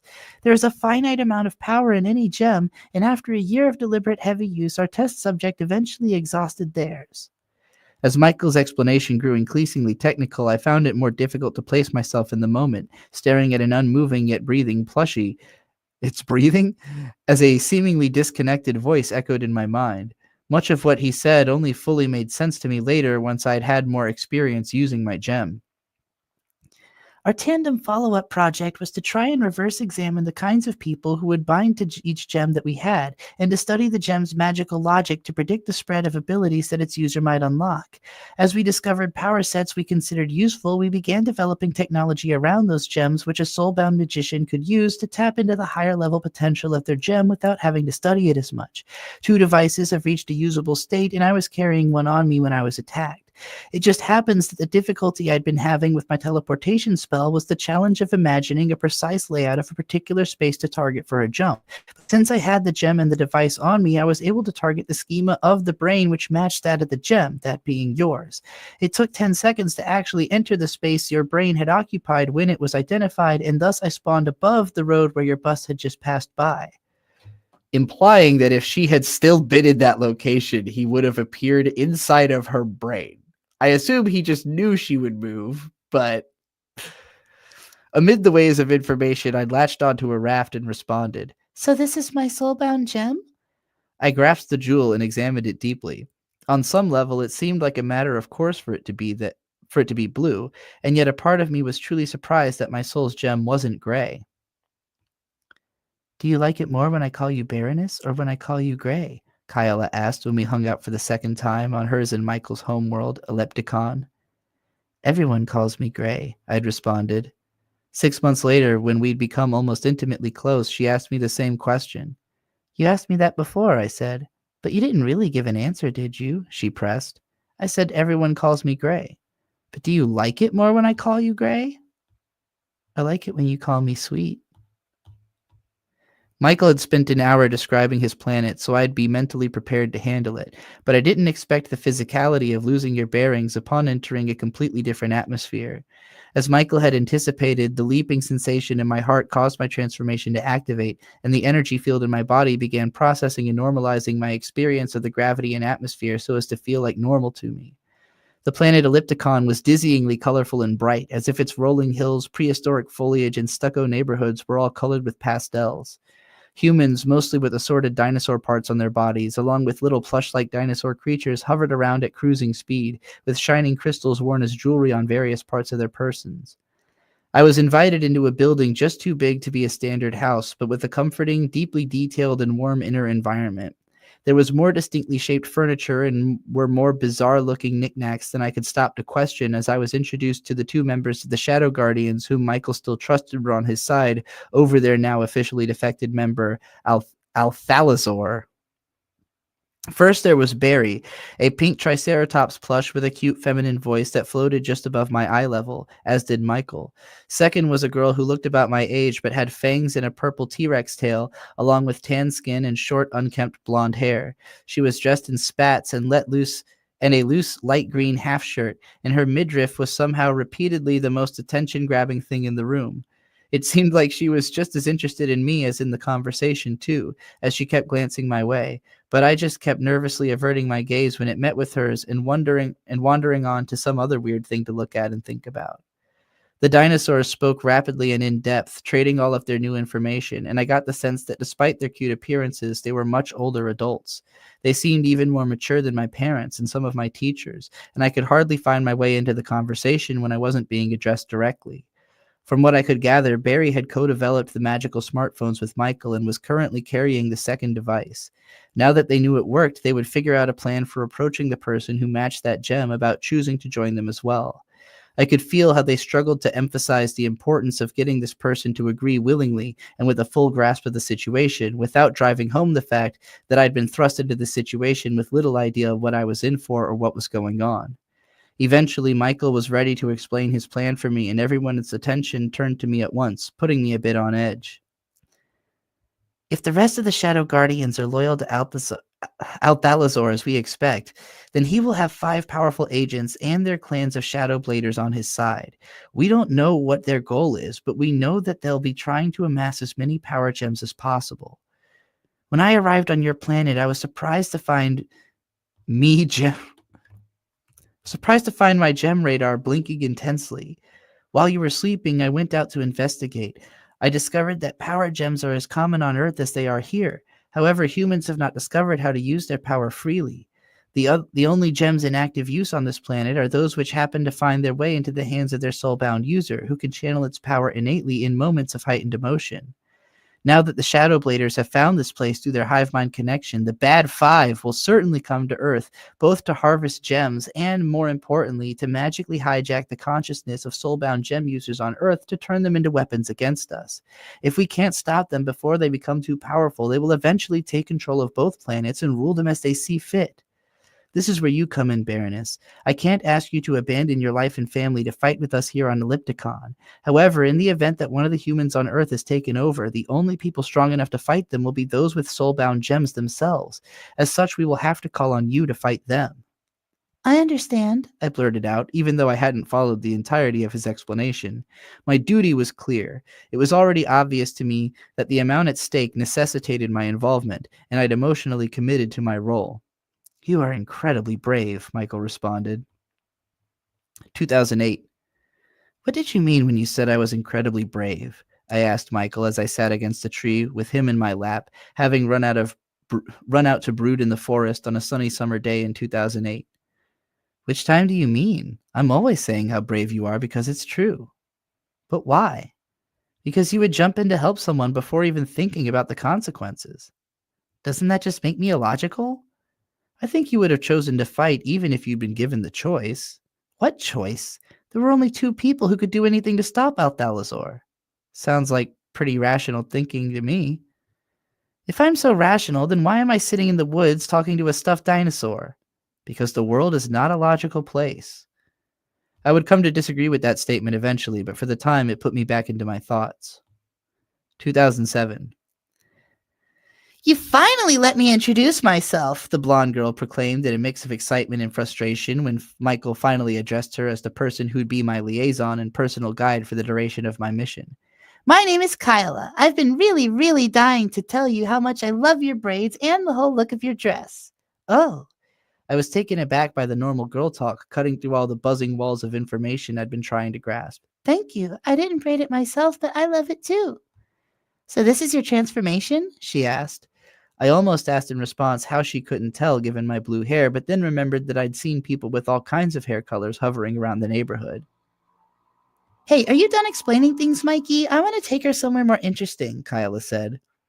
I realized she was saying that she wanted to take me off somewhere without the grown-ups, by ourselves, and I became filled with a nervous excitement. At that point in my life, I'd never ventured very far from my house by myself, without the parents or older siblings of my friends. Even though I'd already arrived on an alien world, the comforting maturity of Michael and Barry had kept me feeling supervised, but the thought of running off with a girl my age by ourselves had me hesitant, even as my mind raced with the possibilities of what may be outside. I don't know if my ambivalence was present in my expression or perhaps in my silence, but it was detected by Kyla, who placed a hand on my shoulder and looked me straight in the eyes. Don't worry, I know this town like I know how to do this, she said. I saw her tail through her legs as she hoisted herself up to balance on it, holding herself steady. Ta-da! She beamed. For some reason, I was beside myself with joy at the sight of this smiling, fanged girl balancing on her T-Rex tail, and I couldn't stop from bursting out laughing. Go ahead, Michael agreed. We will be here when you're ready to go back home. An hour on Ellipticon is about 6 minutes on Earth. As soon as she heard this, Kyla grabbed my hand, shouted, "Let's go!" and I followed her lead in a prancing for the door as a strange limerence came over me. Not linerence, limerence. Come on. Kyla hadn't let go of my hand. We'd followed a path up the grassy blue hill which the stucco neighborhood had been built up against, quickly rising above it until I could see all of its 30 or so roofs laid out like a detailed map. I couldn't shake the feeling like I'd seen something like this in Zelda. Eventually, the side of the hill leveled into a flat section dotted with blue trees surrounding a gorgeously shimmering sunlit lake of indigo water. Looking at this water always eases my mind, Kyla said, stretching her arms over her head and taking a deep breath. I was struck by the serenity of the moment. We were just a few steps away from the town, and yet the only sounds here were from small creatures and wind through the leaves, or the occasional wafting chimes from some ornament in the town below. So, Kyla began after drinking in the atmosphere for a bit, I don't know anything about the human world. Do they have good food there? I had to think about my answer for a moment. There's food that I like, but I don't know if it's as good as your food, I finally explained. How different could it be? She asked, then suddenly changed expression, like being shocked that she was having an idea. Here, she trailed off as she turned her eyes to a nearby tree, then hunched down into a stance and started tensing up. Oh, she made a low noise as if gathering strength, and I saw her body begin to softly glow with a yellow light. Ah! She let out the rest of her breath in a shout and charged, angling her neck and shoulder out in front of her with clear intent to ram the tree. By the time I realized what she was doing and wanted to shout, it was too late. She crashed into the bark with a crack, and the whole thick trunk of the thing shook, releasing a hail of small purple grape-like berries from its branches. Kyla, seemingly unshaken by her attack, cupped her hands together near her chin and filled her hands with the falling fruit. I'm a big fan of these. Try one, she said, pushing her hands out towards me. I was wary for a moment, considering the possibility that I was allergic to these things, but it seemed likely that my transformed state would protect me, and her question, how different could it be, kept echoing in my ear. My ear? So I took one and tried it. 2016. You bought me strawberries, Kyla exclaimed one day while helping me put away groceries. Of course, I responded. She hastily opened the package and started eating one. I love them because they taste just like the Calla grapes back home, she beamed. That's why I get them for you, I smiled. 2007. I don't remember much of what Kyla and I talked about in the couple of hours we spent talking on Ellipticon that night. She gave me a number from my magic phone which I could use to call her any time, and I would do so almost every single night for the next 14 months before she ended up living with me. I was returned to my room without incident that night, some 20 minutes after I'd left, and I was so excited to get to talk to my new friend again the next day that I actually got to sleep faster than usual, or maybe it was just all catching up to me. We only have a little bit of chapter 2 copied. There's a lot more of it I wrote, but I never wrote past chapter 2. Or episode 2, rather. So that would have all been one episode if this was an anime, basically. That's like one episode of the anime. Episode 2, Remedy Pink Rises. 2007. I think the intent is for it to be 13 episodes, but I don't remember what each one specifically is or if I planned it that far. I considered myself lucky at the time that my Magical Girl mission had begun just a week before the end of the school year, and from my mother's perspective, I'd made a new friend during the assembly on the last day of school and started going over to her house almost every single day. Kyla was using magic to conceal her tail and teeth when she moved around the human world, usually dressed in a white blouse and pale green shirt and ascot, which matched her eyes. Michael had found an empty house in the neighborhood so that when my mom came to see where it was the first time I went over, he could use an illusory spell to pose as her father. My mom was swayed, and so I went off for a few hours every afternoon with my friend to go fight Shadow Bladers before they could collect too many gems. Just about every week, like clockwork, one of the Bad Five would coerce a soulbound gem user to go on a rampage, and I would have to stop it. After I'd first rescued Michael, Shadow Blader scouts had been sent to the same spot he'd first arrived at and set up nodes throughout the neighborhood to feed them data which allowed for teleportation to any spot within a small radius. As long as we could regularly beat them back, we hoped they wouldn't spread too far into the world. Because of these limitations, the soulbound gem users that got taken over were usually people in my neighborhood. One of the Bad Five would stalk them for a while and determine their insecurities, then use a spell to amplify those feelings until the person entered a state of desperation. They would go into a frenzy and start breaking stuff until I showed up and then turn their attention to fighting me. So if you can't tell, if you've never seen any Precure, like, this is literally what happens in Precure, but just described in like a pulled back perspective of like an adult reflecting on describing what happens in Precure as though it happened to them when they were a kid.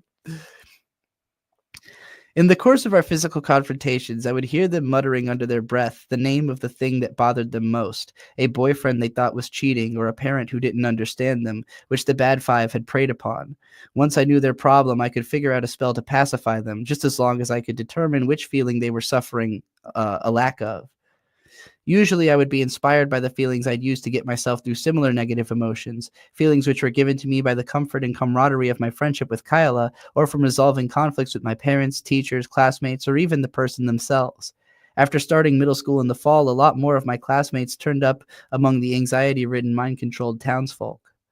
Michael had been shocked with how well things were going. Not only had I hardly taken any serious or visible damage in my encounters, but I dispatched the enemy so quickly that I'd never even been seen in the act. He was thankful for all of this, as things hadn't gone so well on his end. The Shadow Guardians had never had any plans for going public as an organization, and Michael and Barry were struggling to gather allies to prevent the Bad Five from freely collecting power gems on Ellipticon. Their plan to find the soulbound user of the second gem had been a bust when it turned out the user was an extra-dimensional slug creature. Now they were trying to find another person on Earth holding a usable gem which they could reprogram to the phone around, and they had found a few potential candidates. Michael was watching and studying them to determine which would be the most likely to join our cause. Towards the middle of October, Michael had come to a decision, and we were ready to begin the plan to get an 8th grader at my school named Lily to join me as the second remedy. So, that's as far as I transcribed. I did get farther in the writing. What happens from this point? So obviously our girl is Blue. It's uncommon in Precure that Blue would be the first girl, right? But like she definitely has the personality of a Blue, you know, like she's very standoffish, dissociated. Like even as a kid, she's like a quiet kid, you know, and like Kyla initially fills the role that a Pink would normally fill in Precure of being like the bubbly person who like brings her out of her shell. The Pink that we end up with, though, is a pink and black. And you notice she's an 8th grader. So even though our main character is like just entering middle school, this girl is already towards the end of middle school. And basically, she's a very traumatized and disturbed person. She's like an edgy, gothic, like black pink wearing. She's got multiple personalities, and she like basically in her diary, she writes in her other personality about all the like troubled thoughts she's having and stuff. And so at some point during their year, one of the big five, who's like the big bad, turns out to be like a really, really bad man. And he like really beats the fuck out of them. And like, you know, they end up being traumatized by the experience. But during their final battle, like they end up exposed to the world because this whole time it's all secret. And then during the final battle, people find out that they did this. So she becomes a celebrity because everybody finds out that she's been a magical girl. And keep in mind, she can't use the powers anymore. The soul gem burns out after a year. But like they win, you know, they save the world. People find out they saved the world. So then she spends like a year on like an interview tour, and like, you know, people want to know her story and all this type of shit. And she's kind of like a small time celebrity, but that ends up leading to even worse trauma, where, you know, the pink girl, she gets like, sexually assaulted by somebody in like in an industry context, eventually ends up doing a lot of drugs and dies of an overdose in like her late teens, basically. So Kyla's, a lot of the trauma she's dealing with is from the fact that Pink had such a rough life, you know, that like things were hard for Kyla, but things are much worse for Pink. I don't remember what her actual name is, but like, so it ends up following their growing up. And then I said Kyla, but Kyla's the other girl. The main girl is Gray. Sorry. Kyla's usually what I name the main characters in my story, so I got it confused. But Gray and Kyla are in a relationship for most of their like teen years, but eventually Kyla will end up leaving Gray for the fact that she's like just not capable of moving through this part of her. Like she's just struggling so much with the trauma, and like Kyla's too tied to it, you know, for her to like move on from it. I think maybe in the end they might like reconcile and come back together at the very, very end. But like where the story starts, she's not with Kyla anymore. She's just working on this like art project basically, and like trying to trauma decompress what has happened to her throughout all of this. So, you know, the way the story would eventually end is like with her and Kyla sort of, you know, reconciling after the fight that they get into somewhere in between 2020 and 2024. And yeah, like everything with Pink is like really, really dark. So when I had written some of that in the writing part, and then when it came to the transcribing part, I was like, I don't like have the heart to write this stuff again, you know, like even early on, I was like, this story is going to be really hard to write. Like it's going to be really dark and rough. So I needed a break from it. You know, I was writing this like at the start of transition, like literally right at the start of transition, like April 30th, I think April like 15th was when I like decided to start transition. So this is very much me trying to work through all kinds of stuff on, you know, on the way to starting that, like the pratfalls of fame and everything about the industry. Like the magical girl stuff is like the door into talking about all the industry stuff where it really gets fucked, you know. Like I wanted to make it like, yeah, you thought that Madoka was dark. Like, what if the plushie was actually like a really, like actually an exceptionally good guy?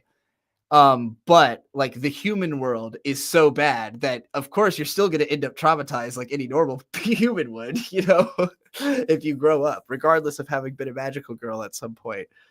You still have to exist in reality afterwards. So yeah.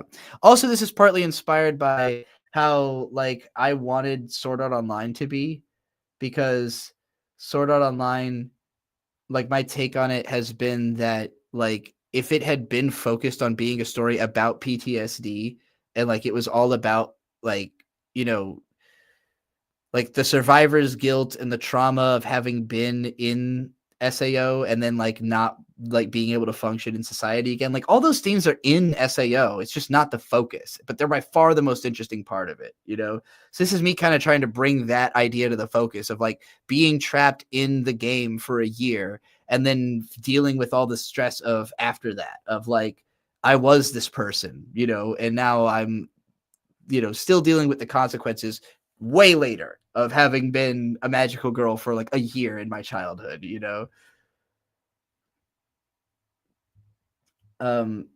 Yeah, the bad guys they just are I believe that all of the bad guys are summarily defeated. I don't remember if any of them like turns good or anything. I'm sure I probably have like a series Bible somewhere or like extra notes. What is this one? This is a totally different story called Baroness. Okay, whatever. I'm not going to be able to find it tonight. And again, it was originally handwritten, so I've probably got notes handwritten somewhere in whatever book that is.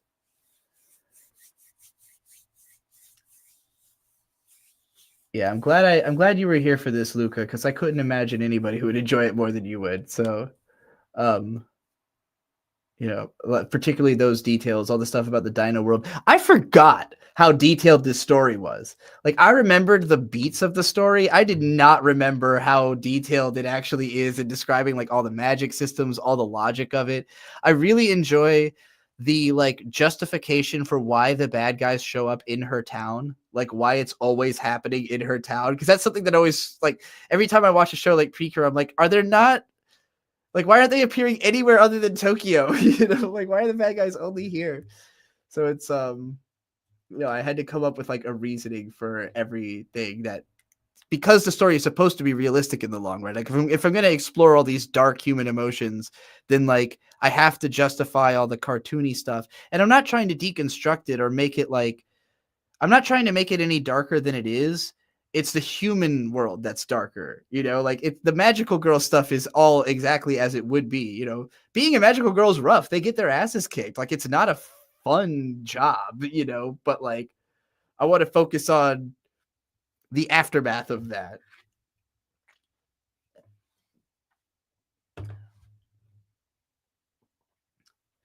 All right. That's it for this stream. We're going to wrap it up. I'm going to take a nap before I got to wake up Bird for work. I don't know how long I'll end up sleeping. I might edit this vlog I recorded the other day tomorrow morning. And then I'll probably stream tomorrow. Probably Umineko if Ellen is around. Because we're overdue for another one. All right. Good night, everybody.